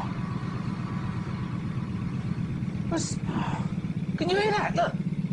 What's...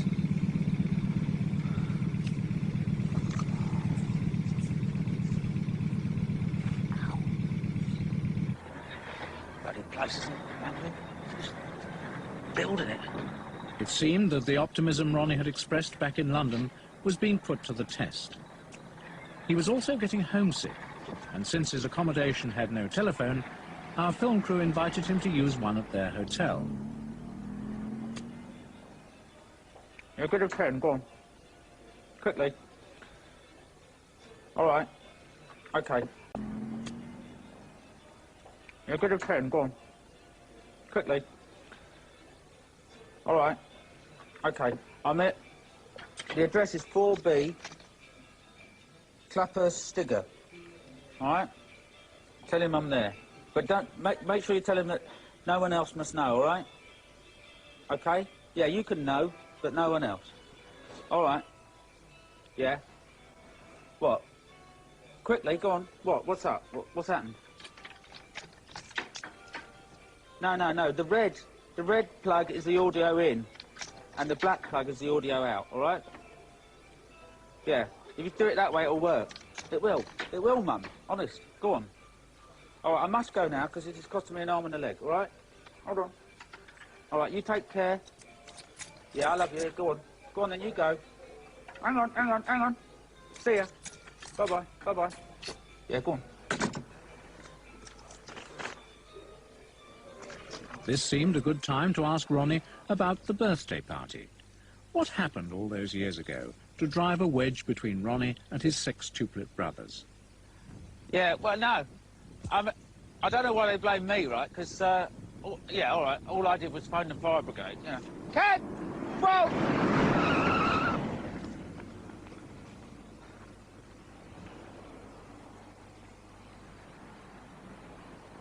Despite his unfamiliar surroundings, Ronnie is determined to make the best of things. To this end, he's set out to see exactly what Reykjavik has to offer.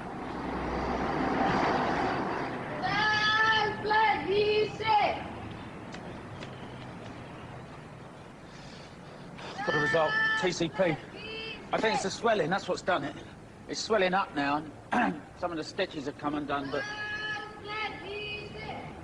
as soon as I get the bit of this on, it only cost me £4. It's just this one at the bottom here, see?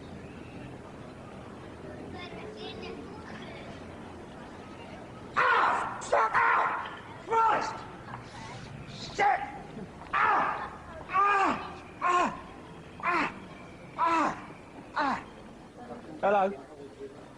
You don't know where there's a snooker table? Not anywhere near here. No? Billiards? Yeah, that'll do, yeah. Go on. Where? Yeah? Right. Excuse me. I'm looking for a billiard hall. Is there a snooker place?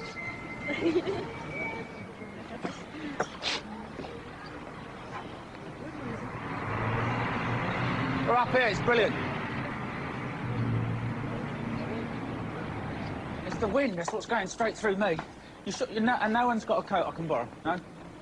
All right, I'll buy one. Hello, mate, have you got a warm coat? I could run to about 450 kroner.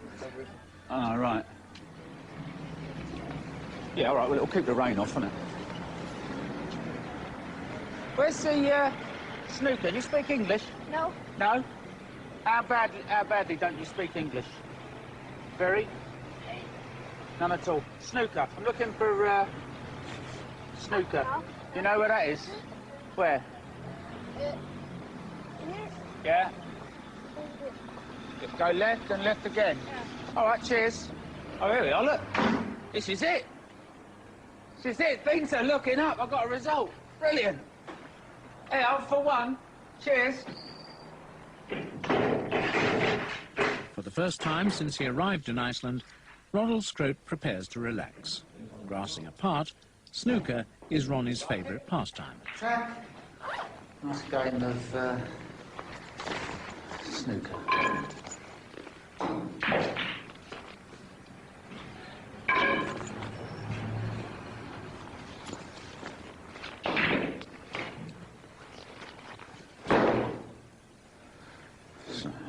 Ronnie's spirits, along with his finances, are beginning to wear thin.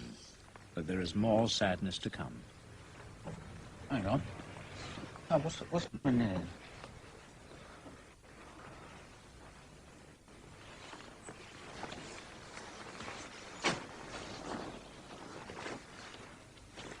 I've only been burgled, haven't I? Shit. Someone's had all my gear away.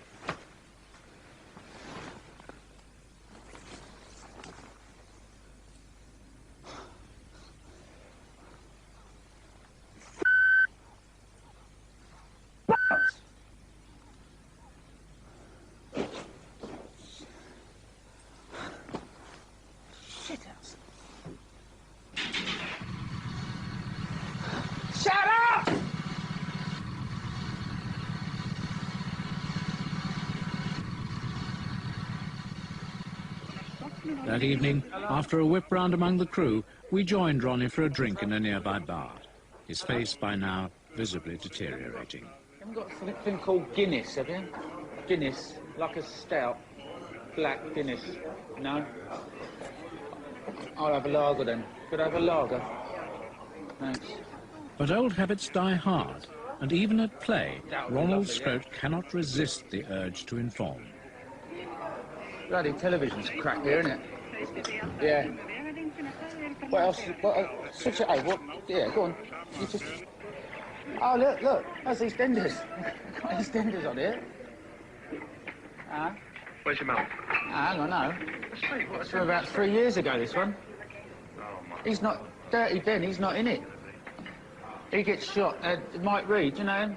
Big fat comedian. He takes over the pub. It's useless. The programme goes downhill in my book. £2.50 this lager costs. Bloody rip-off. The bloke on the trawler was telling me that they smuggle it in, you know? You get it much cheaper. Bootleg, blackleg, all that.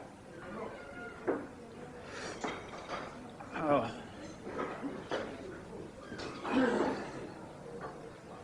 Oh, no! What time do you reckon it is in Lucian High Street, then? Probably be open now, wouldn't they? No Guinness. Bloody gutted about whiskers. Look at it. It's all volcanic or something like that. That's what they said. That's what the bloke told me.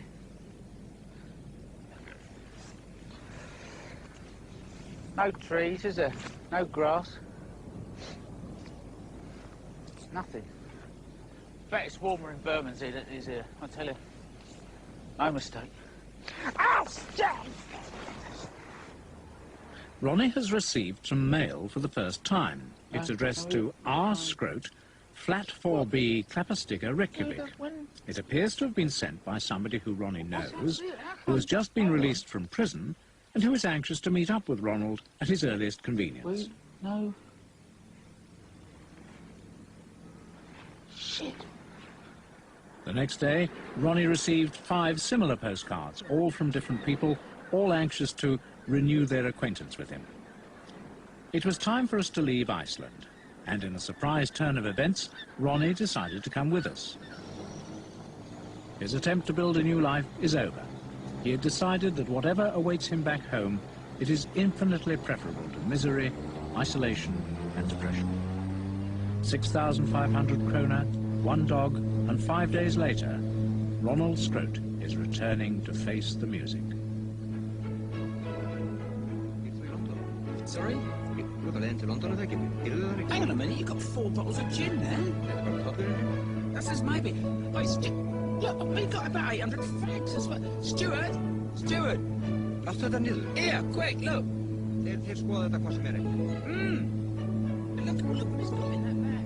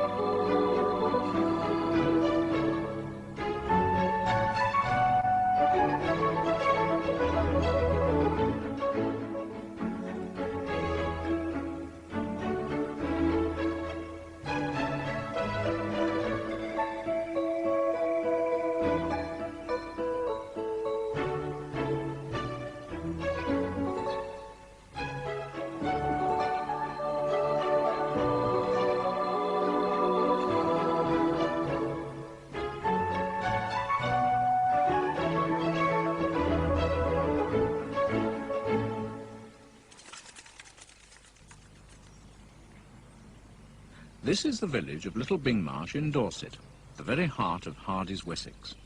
Well favoured by a combination of climate, topography and soil, Little Bingmarsh has some of the richest farmland in England. It also has Giles Scrote, who 8 months ago married Major George Crabtree's only daughter, Felicity.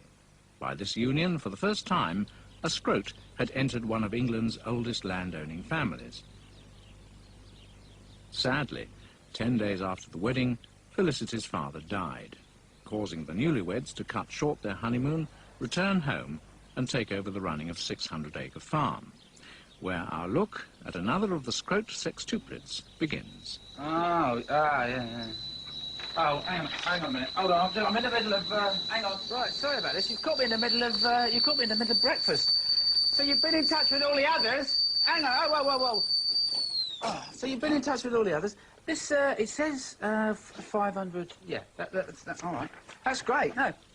Oh, well, so what, you want to see the farm, I suppose, will you, and have a bit of a look round? I'll just have a bit of breakfast. I was up with the young farmers last night, a bit of a night. So this is basically, oh, hang on, whoa. These are a bit of cows that I was talking about. There you go, go on, boy. These, that one's called, that's Daisy there, that one. They, I think they're off, they'll be off for a bite to eat, I think. There are lots of farm buildings and stuff like that. I don't know what we've got in here. What's this? Go on, get back in there, go on. It's, yeah, we've got a few hens, I think. I think this is the best bit, because I've got a combine harvester, you see. All farmers have them. I keep it, it's in here, I think. This is where I've got the, oh, no, it's just full of plop, that one. I've got a combine harvester, as I say, I don't know, because you need them. That'll be all right, that gate, I think, if we just leave that there. None of it will get out, it's all right. These are good. These geese here, right, look, we have to keep them penned up, I think. I don't think Edward would mind me doing this. These are for Christmas, these ones. We kill them at Christmas. All right.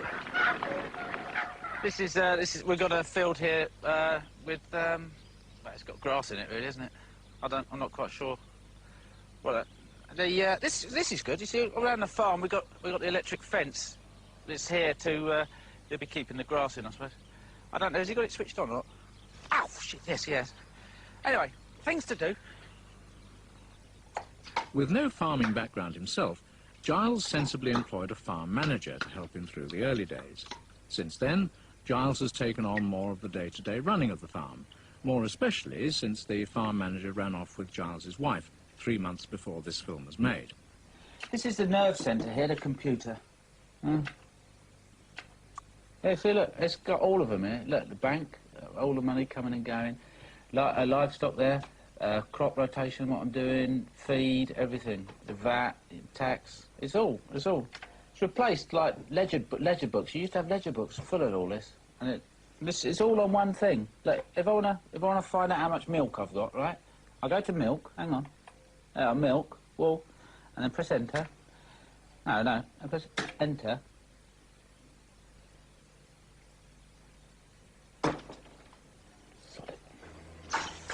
This is a dairy in here. This is where I don't like to get too near the cows. This is them being milked, you see. Look. You see? Look, milk there. Coming out. What happens is the cows come in and then as I say, I'm not good with cows. This is Edward, one of the farm hands. He works for me. All right, Edward? Well. Yeah, that's good. How's it going? Oh, not too bad. Edward doesn't really like me touching the cows. He says I upset them. Yeovil, where the Wednesday market offers the chance to meet other farmers, to catch up on the latest rural gossip, and, for Giles Scroat, to realise some of his assets. Well, steady. Yeah, there's different coloured ones in this. What sort of Herefords? They come from Hereford, apparently.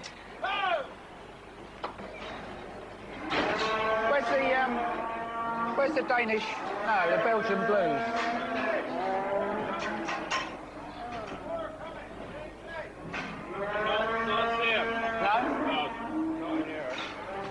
You haven't seen, I've just bought the one cow to sell. It's like this, much bigger. You haven't seen one on its own, have you? I'll try over there. He owes me 40 quid, that one. Who are you actually filming with today? Huh? Who are you filming with? Oh, they're making a film about me. Me and my brothers. I got 5 other brothers. Yeah. They've been following me around for bloody days. And what's it all in aid of? I think it's Channel 4. It's not one of the better ones.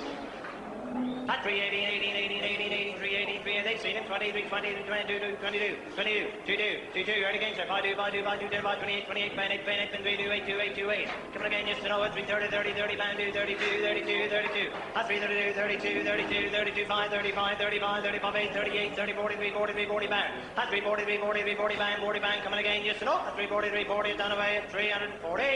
Harriet, 340. 3 Angus episode, you know what are going to say with those, somebody straight in there? Yeah, 320s. 3 bang, 300s, 50 away, come on. 250 for the 3 heifers. At 250, 250 bang, 50 bang. How much are these worth? 250. Yeah, 250. I thought it was 250 for all of them, 250 each, is it? Oh, right, yeah. Like I didn't put my hand up.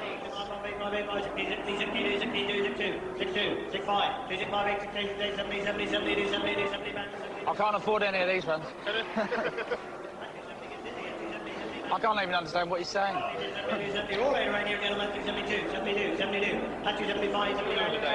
just selling one cow. Selling a cow? Yeah. Need a bit of cash. Bit strapped for cash at the minute. There's no way we can do it without having to go through this bloke, is there? No. 282, 282, 282, then away, 282, 10 try, 282. Yeah. Well, there are 414. Blues there, you know what I can say that one? Somebody, 350. 350. Well, it was here about 20 minutes ago. Yeah, it was a big, the Parisian, yeah. As it turned out, Giles Scrote is no stranger to sudden repossession. 2 days previously, his tractor had been claimed by a well-known building society. And since work on the farm must never stop, a substitute vehicle had to be found. This took the form of Mrs. Prestwick's G registration Morris 1100.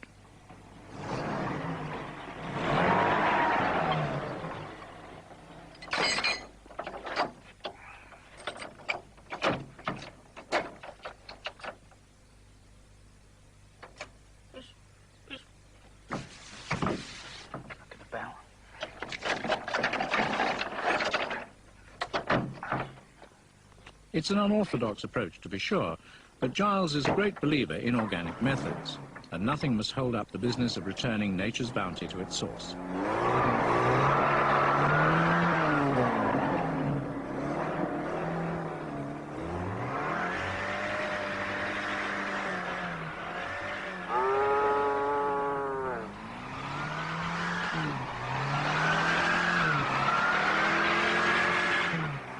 On this occasion, however, Giles's resourcefulness has let him down. I think it's stuck.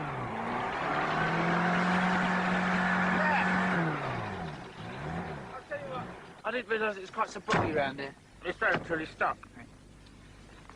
You got that van you've got. That's a four-wheel vehicle, isn't it? That one you got.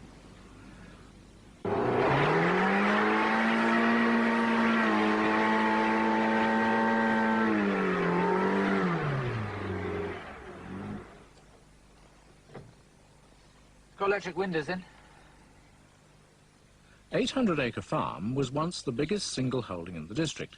However, since Giles married into the estate, there has been what can only be described as a streamlining of 600-acre farm, coupled with a lively diversification. I've been ironing out the buildings, you see, because I've not no use for them. So I see this antiques. We've got antiques here, you see. This is Terry and Dave. There's a couple of blokes who live in a bungalow down the road. They sell stuff. They're on holiday in Greece at the minute. I said I'd keep an eye on it, you know. One of the many ventures that Giles Scrote attempted was the introduction of a farm shop selling locally grown produce. But Giles was at the mercy of market forces. Yeah, if you ask me, it's Tesco's laying on the free bus to Yeovil. That's what killed this off. But the farming community is a caring community, and at its centre, the village pub.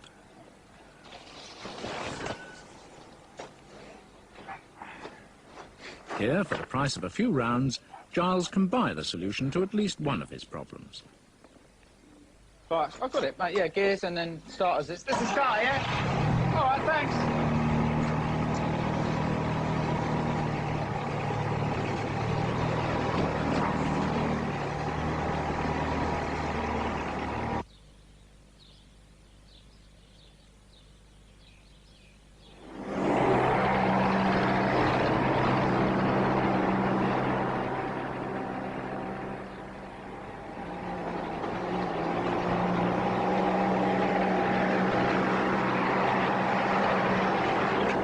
We're laughing, it'll be all right.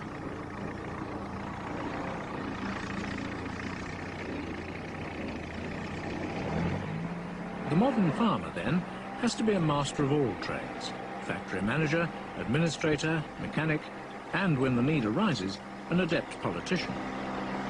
There it's Giles, yeah. It's stuck. It's got stuck, yeah, it's up to the axles.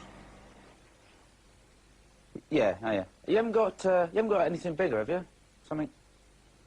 No. Today's agricultural scene is changing fast. Over 60% of total income now comes from outside farming. Accordingly, Giles has called in Patrick Roper, marketing director of Alton Towers, to show him how 400-acre farm can best be exploited. What I thought is maybe, I don't know, like water chutes or something. What have you got at your place? Have you got water here? Is this a river or a stream you've got over there? Not a stream as such. I've got a cesspit over the back there, and what happens is I pump the water up into the field, and it ends up as a pond. Have we? Well, you do need quite a lot of water. I mean, if you could expand that pond into a fairly large reservoir to hold the water for a log flume or a Grand Canyon rapids...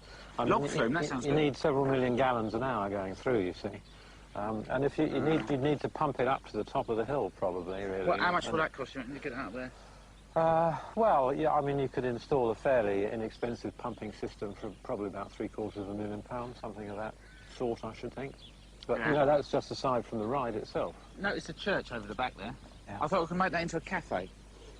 What do you reckon? Well, it'd probably make quite a good cafe. It's been deconsecrated, has it? You're allowed to do that in there. It can be, I think. Where did you get all your cash, then? Well, we have a man who's got a lot of money who's able to afford that sort of thing. We're a private company, and he's built it up himself with his own personal money. Got his phone number? Come here, boy. How much money will I need initially, do you know? I suppose you'd need, to get going, you'd need about £25 million. Giles has decided to press ahead regardless. Shut up! Sit! In spite of the polite but firm refusal of Alton Towers to have anything to do with 300-acre farm, Giles Scrope believes he's hit on something that will not only put 300-acre farm firmly on the tourist map, but will also make him rich beyond his wildest dreams.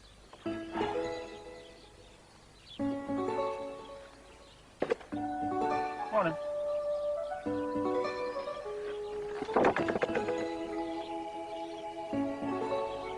Go on. Sorry, off you go. Go.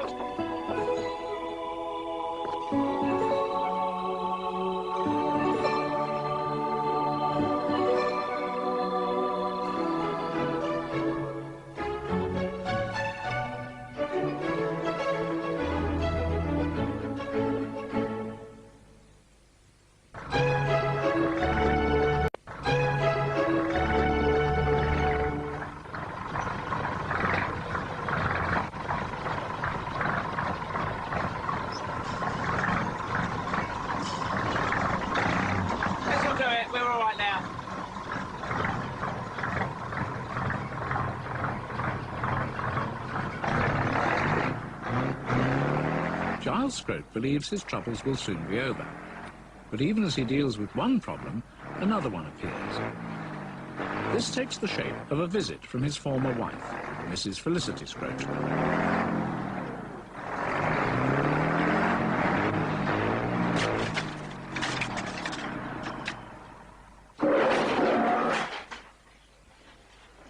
She's had the fridge away. Oh, she's taken the microwave as well. Cow. Yeah? She's taken the amp, right? Look, she's taken the amp. She's left everything else. Cheers.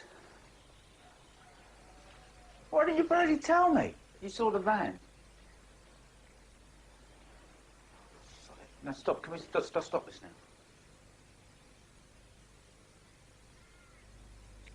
But what of Giles's own family? Why no word from his 5 identical brothers? We know already that on their 18th birthday there was something of a falling out. Thing is that I was responsible for booking the hall and making sure there was enough glasses. Nothing else. Don't know why they blame me. So, the reason 6 identical children grew up, then grew apart, remains a mystery.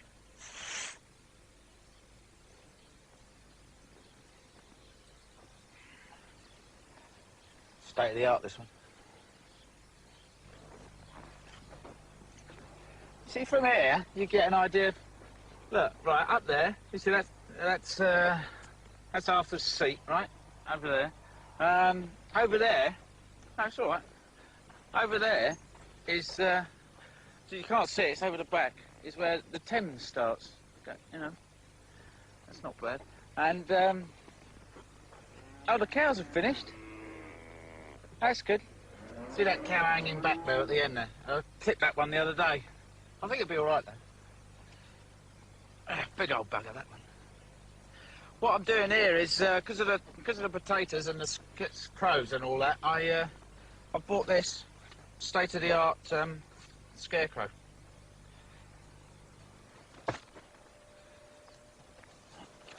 I'm not quite sure how it works. I say it's brand new. Not many crows, you see, it's working on... Oh, no, look. Here we go. We need to put a... That's what you do. You got to put a stick in the back.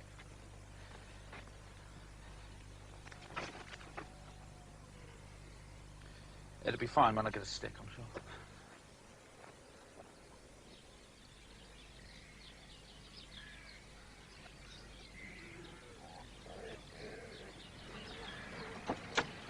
It's locked that side. It's Thursday, and Giles has decided to put his immediate problems to one side and spend a day of rest and recuperation at the Bath and West show. But unbeknownst to Giles, his ex-wife has decided to take advantage of his absence and pay a second, unannounced visit to 300 Acre Farm.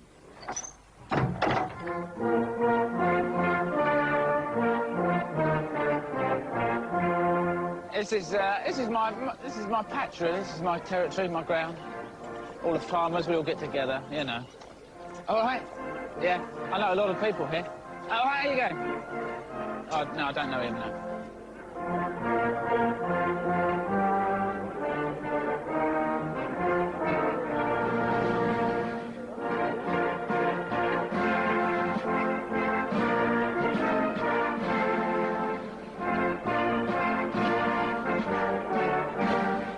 Oh, look, Paul's agriculture. I know Paul very well, funnily enough. I tell you, you'd like him. If we could, hello there. Is Paul there? Paul who? Paul, is he there? Mr. Paul? Yeah. No. Okay. Maybe later. And what sort of a pig's this? Boar. It's a boar, this one. How old? Born in January.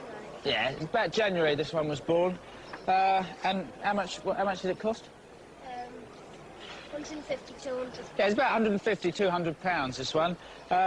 Born in January, as I say. It's, what sort of a pig is it? British lot. A British? Lot. It's a British lop pig. Hey! Be careful with that. Farm machinery, just be careful, all right? You come unstuck. You don't know what you're dealing with.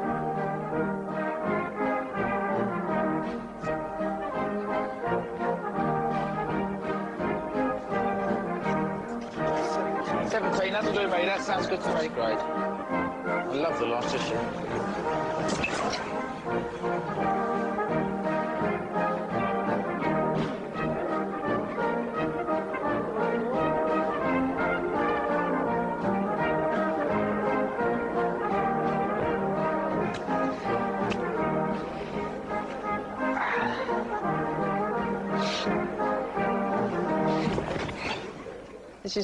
I reckon this is like a sort of a weekend combine harvester. No, look, what's this picture here? There's a man getting in it. So, that'll be for, you know, sandwiches or something. Ow. This is actually what I'm after. One of these things that collects the grass and then spits it all out. This is for collecting grass, isn't it? Yeah. How much is that? Working out my colleague. About 7.5, I think, about 7,500. 1,000? 7,500, yeah. Is that sort of wood tax or? Yeah, we could throw in the road tax. Full tank, all that. Well, I suppose we can arrange that, yes. You haven't got a tractor I could borrow, have you? Even on Giles's day off, the bad luck that has dogged his farming career finally catches up with him.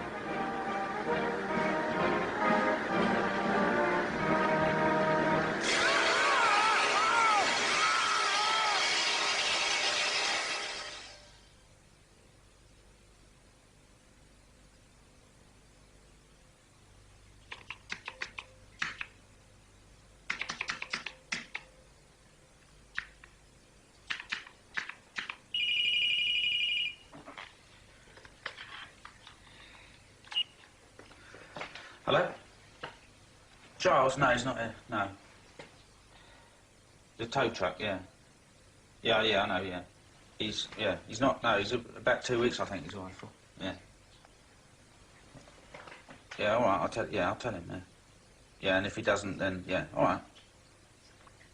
No, I'm only looking after the place for him, pal. OK, yeah. I'll tell him. Cheers.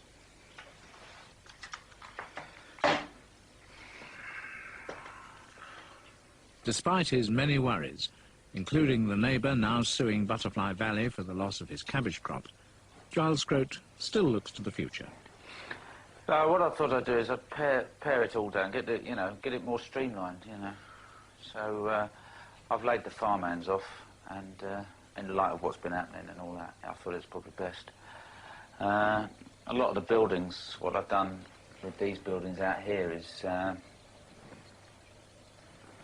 Oh, she's only had the bloody goldfish as well. Today's economic climate is harsh, doubly so for the farming community, in which Giles Scroat believes each of us must find his natural level. With the sale of his livestock and most of his land, Giles hopes to escape that which has plagued farmers all down the centuries: uncertainty. And whatever tribulations the future may hold for Giles Scroat, uncertainty is not among them.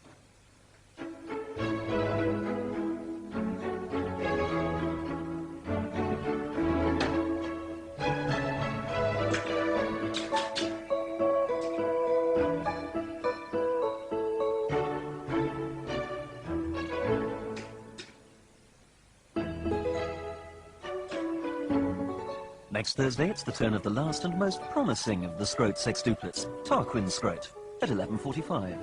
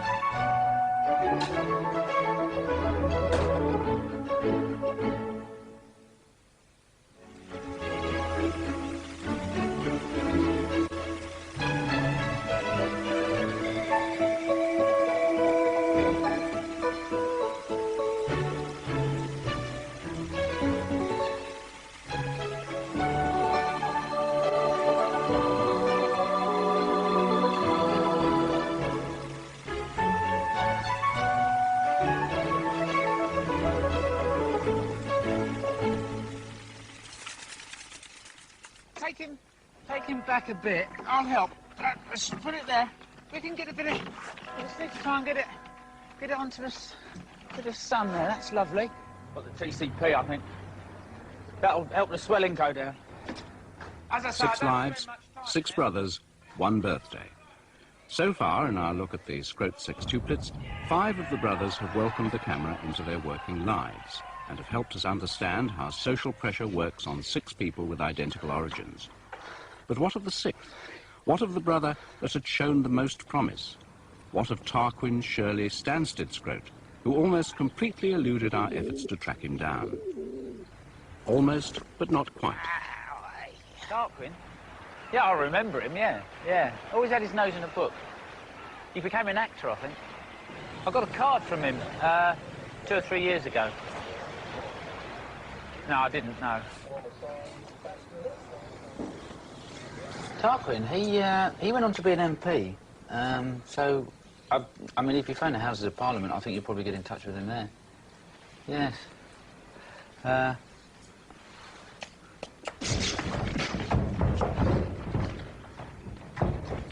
Tarquin, yeah, he's still right a lot. He's still writing and running. I thought things all the time he's running and writing. Look at that over there. Tarquin, yeah. He became an MP, didn't he? Yeah. I heard that he had some sort of scam going on with the canteen at the Houses of Thing. Yeah. Don't say I told you, but... Got to eat bananas. I saw him on the telly there a good couple of years back. I think he's an MP or something, isn't he? Ow! Good morning. Yes. Okay. Wrong back. Oh, yeah, wrong back. Sorry, my mistake. Yeah. Tarquin was following what he called his quest, the search for a deposit account which Tarquin is convinced he once maintained in a high street bank. The only question is, which one? Yeah, this is it. Here. The two digits in the account number were 7 and an 8. Is possibly just having a look? It's just... yes? A bank account. You can take C, I'll be with you in a second. Scrote.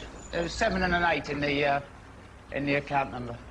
I'm sure I left the money in here, because I remember seeing this lady. These seats were round the other way when I was here last. There was a seat here. That's why I've an idea. Scrote's the name. Felchcombe and Thorpe. I think I'll go and have a lie down. What happened? Where did the Scrote family's brightest prospect go wrong? Yeah, it was this one. I used to live here. I've got all the flowers in now. Here it comes. It's great. Hold it out, please. Really, I'm sorry. There's nothing I can say. There really is nothing. There's nothing I can say now. It's just It'll be in a statement. It'll be in a statement. I'm sorry. Thank you. Get down. Good. I've got a dog now.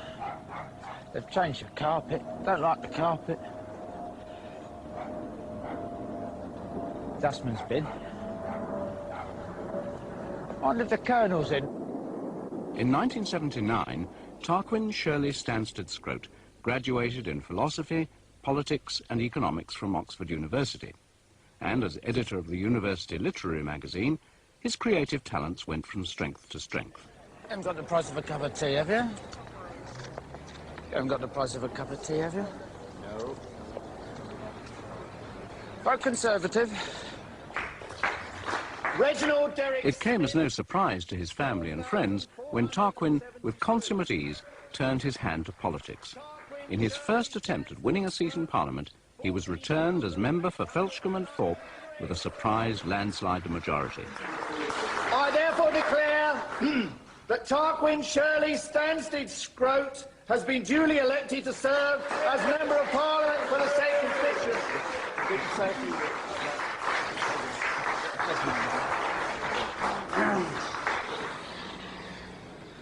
Hang on, wait. Now, come on now.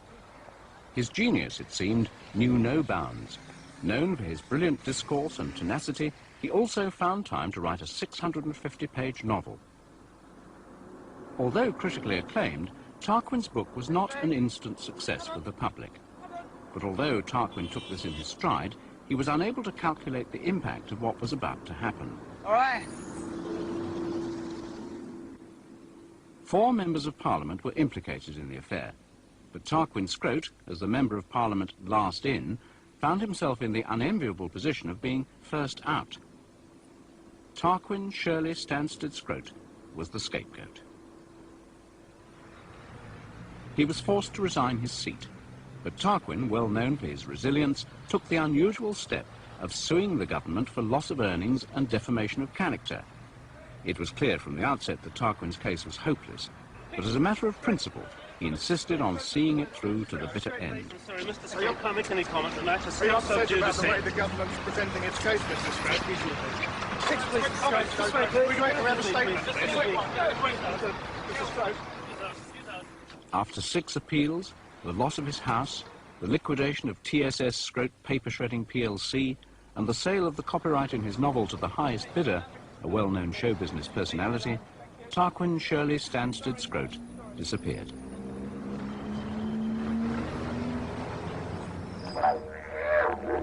But the Scrote affair had a curious, unforeseen twist. In his book, now renamed by the publishers, Tarquin had uncannily predicted his own demise. In the book, the fictional character Justin Skame, MP, is seen to fall from grace and eventually commit suicide. However, unlike the Scrote affair, the case of Justin Skame leads to the collapse of the government and the repeal of the laws protecting privilege and power. The added piquancy provided by the affair and subsequent relaunch rocketed the book into the top 10 bestsellers, where it remains to this day. The book is believed to have grossed in excess of £1.5 million, and for the show business personality who bought the rights from Tarquin, one of the most astute investments made in publishing history. The man who bought the rights from Tarquin was none other than Freddie Garrity, popular singer and entertainer who found fame in the 60s with the band Freddie and the Dreamers. Freddie lives in a £2 million house overlooking the south coast. At this point, Freddie Garrity was unavailable for comment.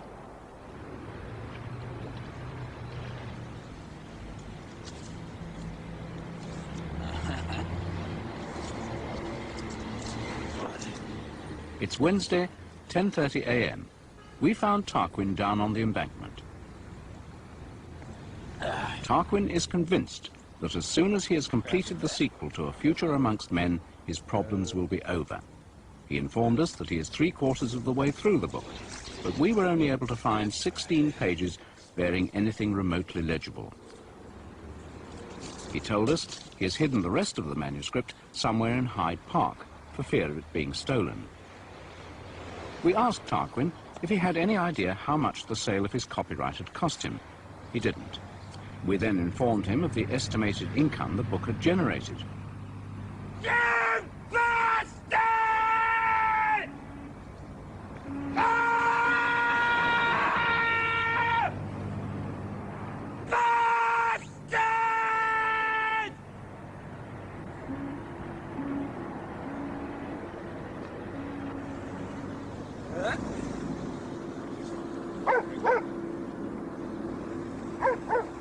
Although Tarquin sees the new novel as the way out of his personal and financial difficulties, Channel 4 decided to step in, and on his behalf made contact with Freddie Garrity.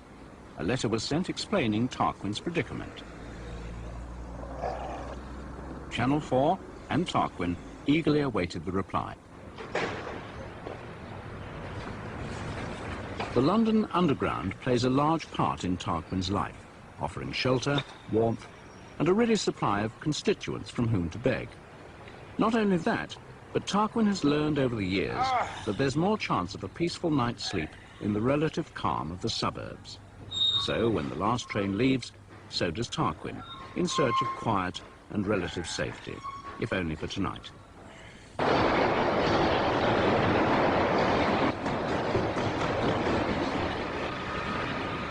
London Transport are largely tolerant of people in Tarquin's predicament. They acknowledge that no one is too rich or too powerful to fall by the wayside.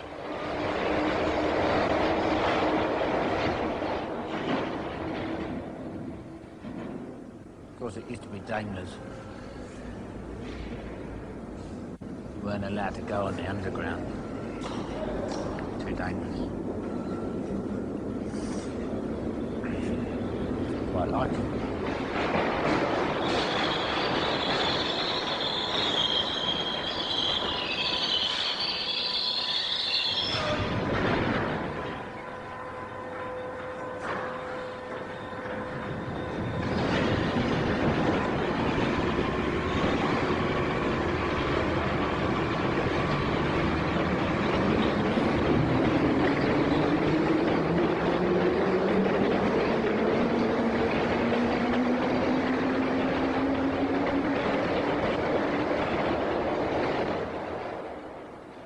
It's 7:30 a.m.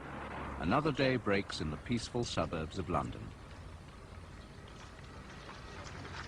Poised between the heady West End and the rural home counties, this rich hinterland is home to millions of men and women. Some have families, many have jobs, and most can look forward to a bright and prosperous future.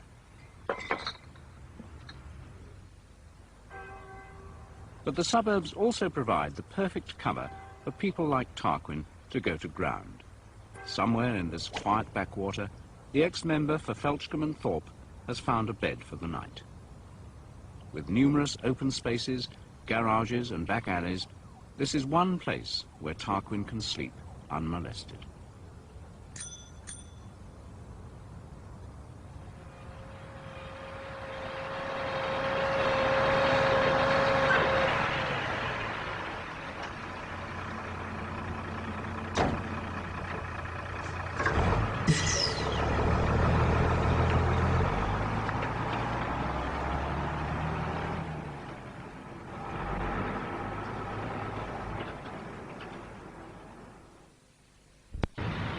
It's Thursday, and still no word from Freddie Garrity, the 60s pop star who owns the copyright to Tarquin's bestseller.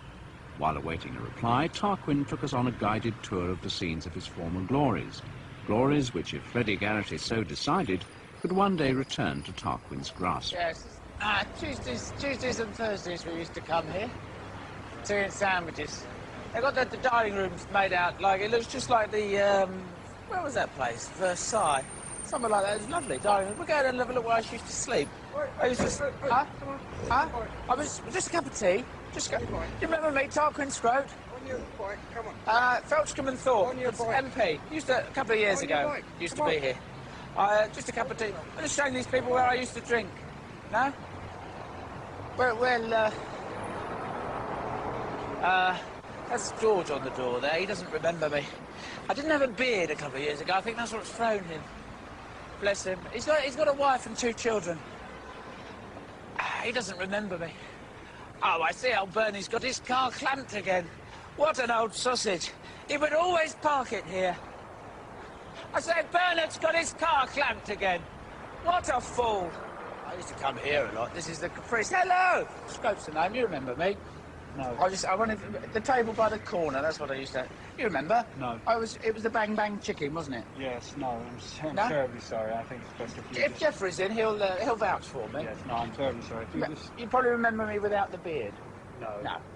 No. Okay. I'll wait round here see if Jeffrey comes No, out. if you wait up there, that'd be much better. All right Okay? then. Okay. I think they're full up. They've got no tables. Yes, have we're you? very busy. Yeah. Maybe we'll come back maybe on another day. All right. Thanks anyway. I'll phone next time, shall I? Yes. Okay. Goodbye. All right then. Bye bye. Goodbye. It was me and Jeffrey. We were there on the night. It was. This is where I used to shop a lot.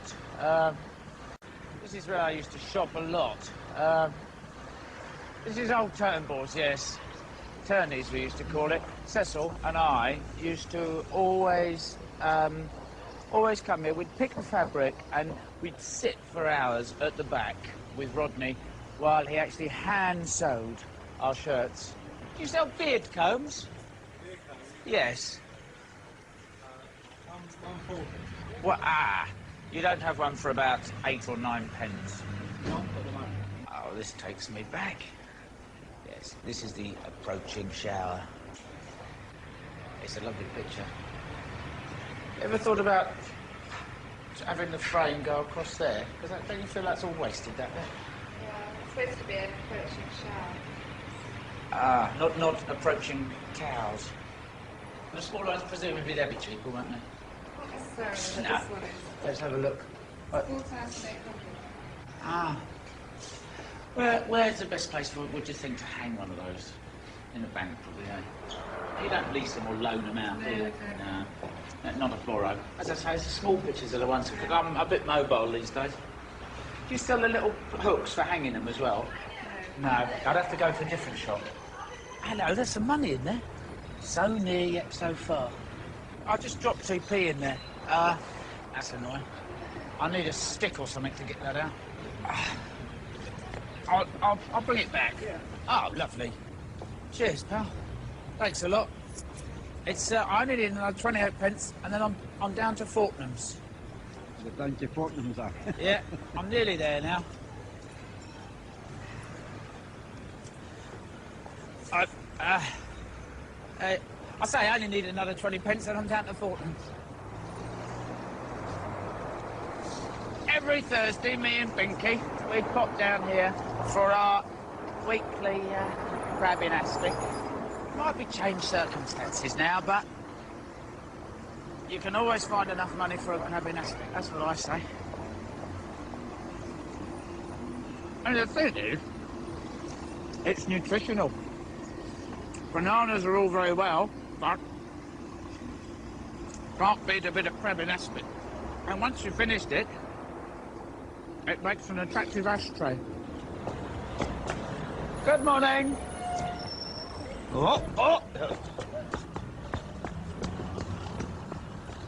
There was still no sign of Tarquin's deposit account, nor was there any reply from Freddie Garrity. Accordingly, our crew decided to confront Mr. Garrity directly at his home on the Sussex coast.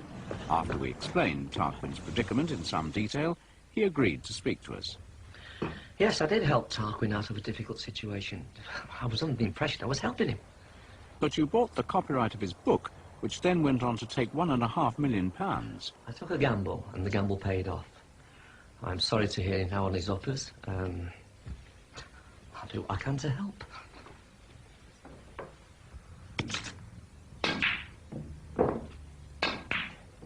But what of the profits from his book? Hasn't he got some entitlement? Well, strictly speaking, legally speaking, no. I mean, I bought him out fair and square. I can speak to my advisors, and I'm sure they will try to help the situation. I mean, I'm not a callous man. You have to excuse me. Phone. Ow. Ow. Ow.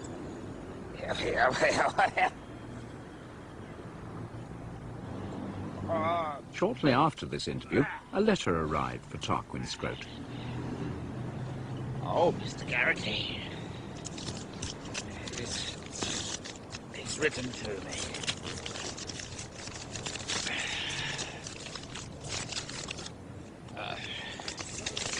Ha ha!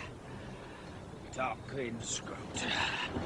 You own 18 pounds? 18? 18 pounds? 18 pounds? While Tarquin was in a good mood, we asked him what he knew of the Scrote brothers' 18th birthday party and what had happened on that occasion to drive a lifelong rift between the sextuplets. Unlike his brothers, Tarquin was most forthcoming. I'll say this guy hot. I say, oh, just get up. No, I was so boom. That's your problem. God. After we cashed Freddie Garrity's cheque for him, Tarquin decided to celebrate his good fortune with a fresh bottle of cider, a tie, and a pornographic magazine. So we can't shop on Sunday. Any other day we're fine. Just the Sundays. But I always go to Eastbourne on Sunday, so I don't want to go shopping anyway. Well, you shouldn't. It's because the shops are shut. Ladies and gentlemen, Freddie and the Dreamers. How do you do what you do to me? I wish I knew. If I knew how you did to me, I would do it to you. My girlfriend.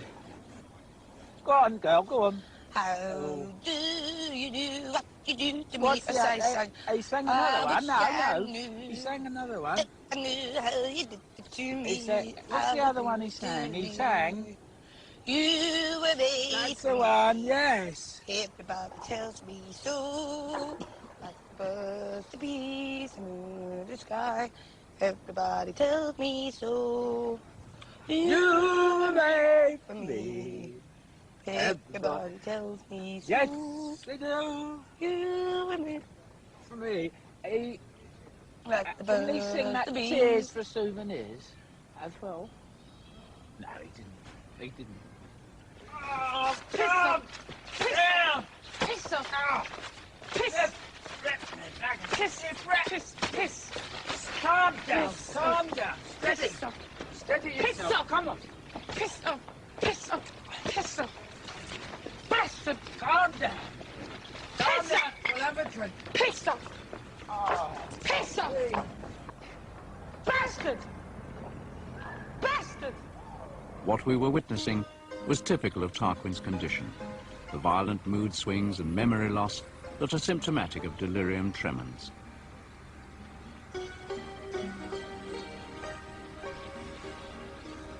Tarquin is just one of the 2,000 or so tramps in London. Like him, many of them once had respectable homes and careers and have ended up on the streets through a variety of reasons: debt, the breakup of a stable relationship, alcoholism, mental illness. But Tarquin Shirley Stansted Scrote has had further to fall than most.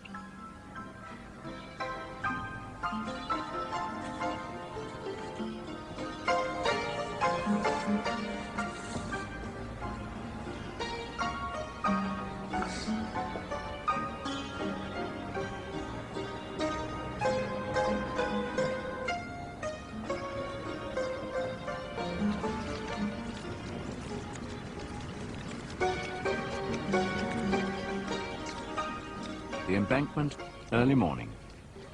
After the previous day's levity, his depression deepened, and Tarquin apparently sought comfort in surgical spirit. He then lit what was to be his last cigar.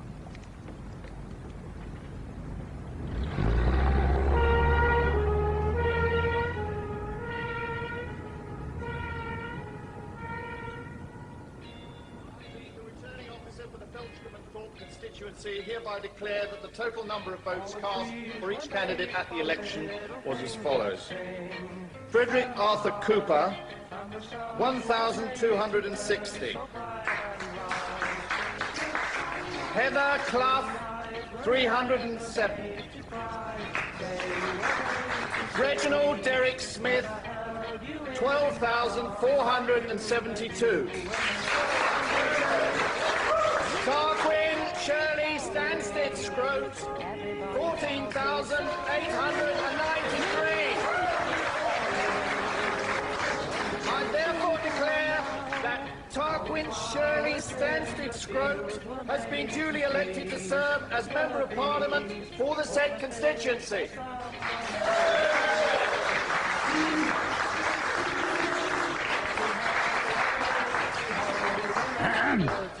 I'd just like to say... When I kissed you on your lips, I knew that you were made for me.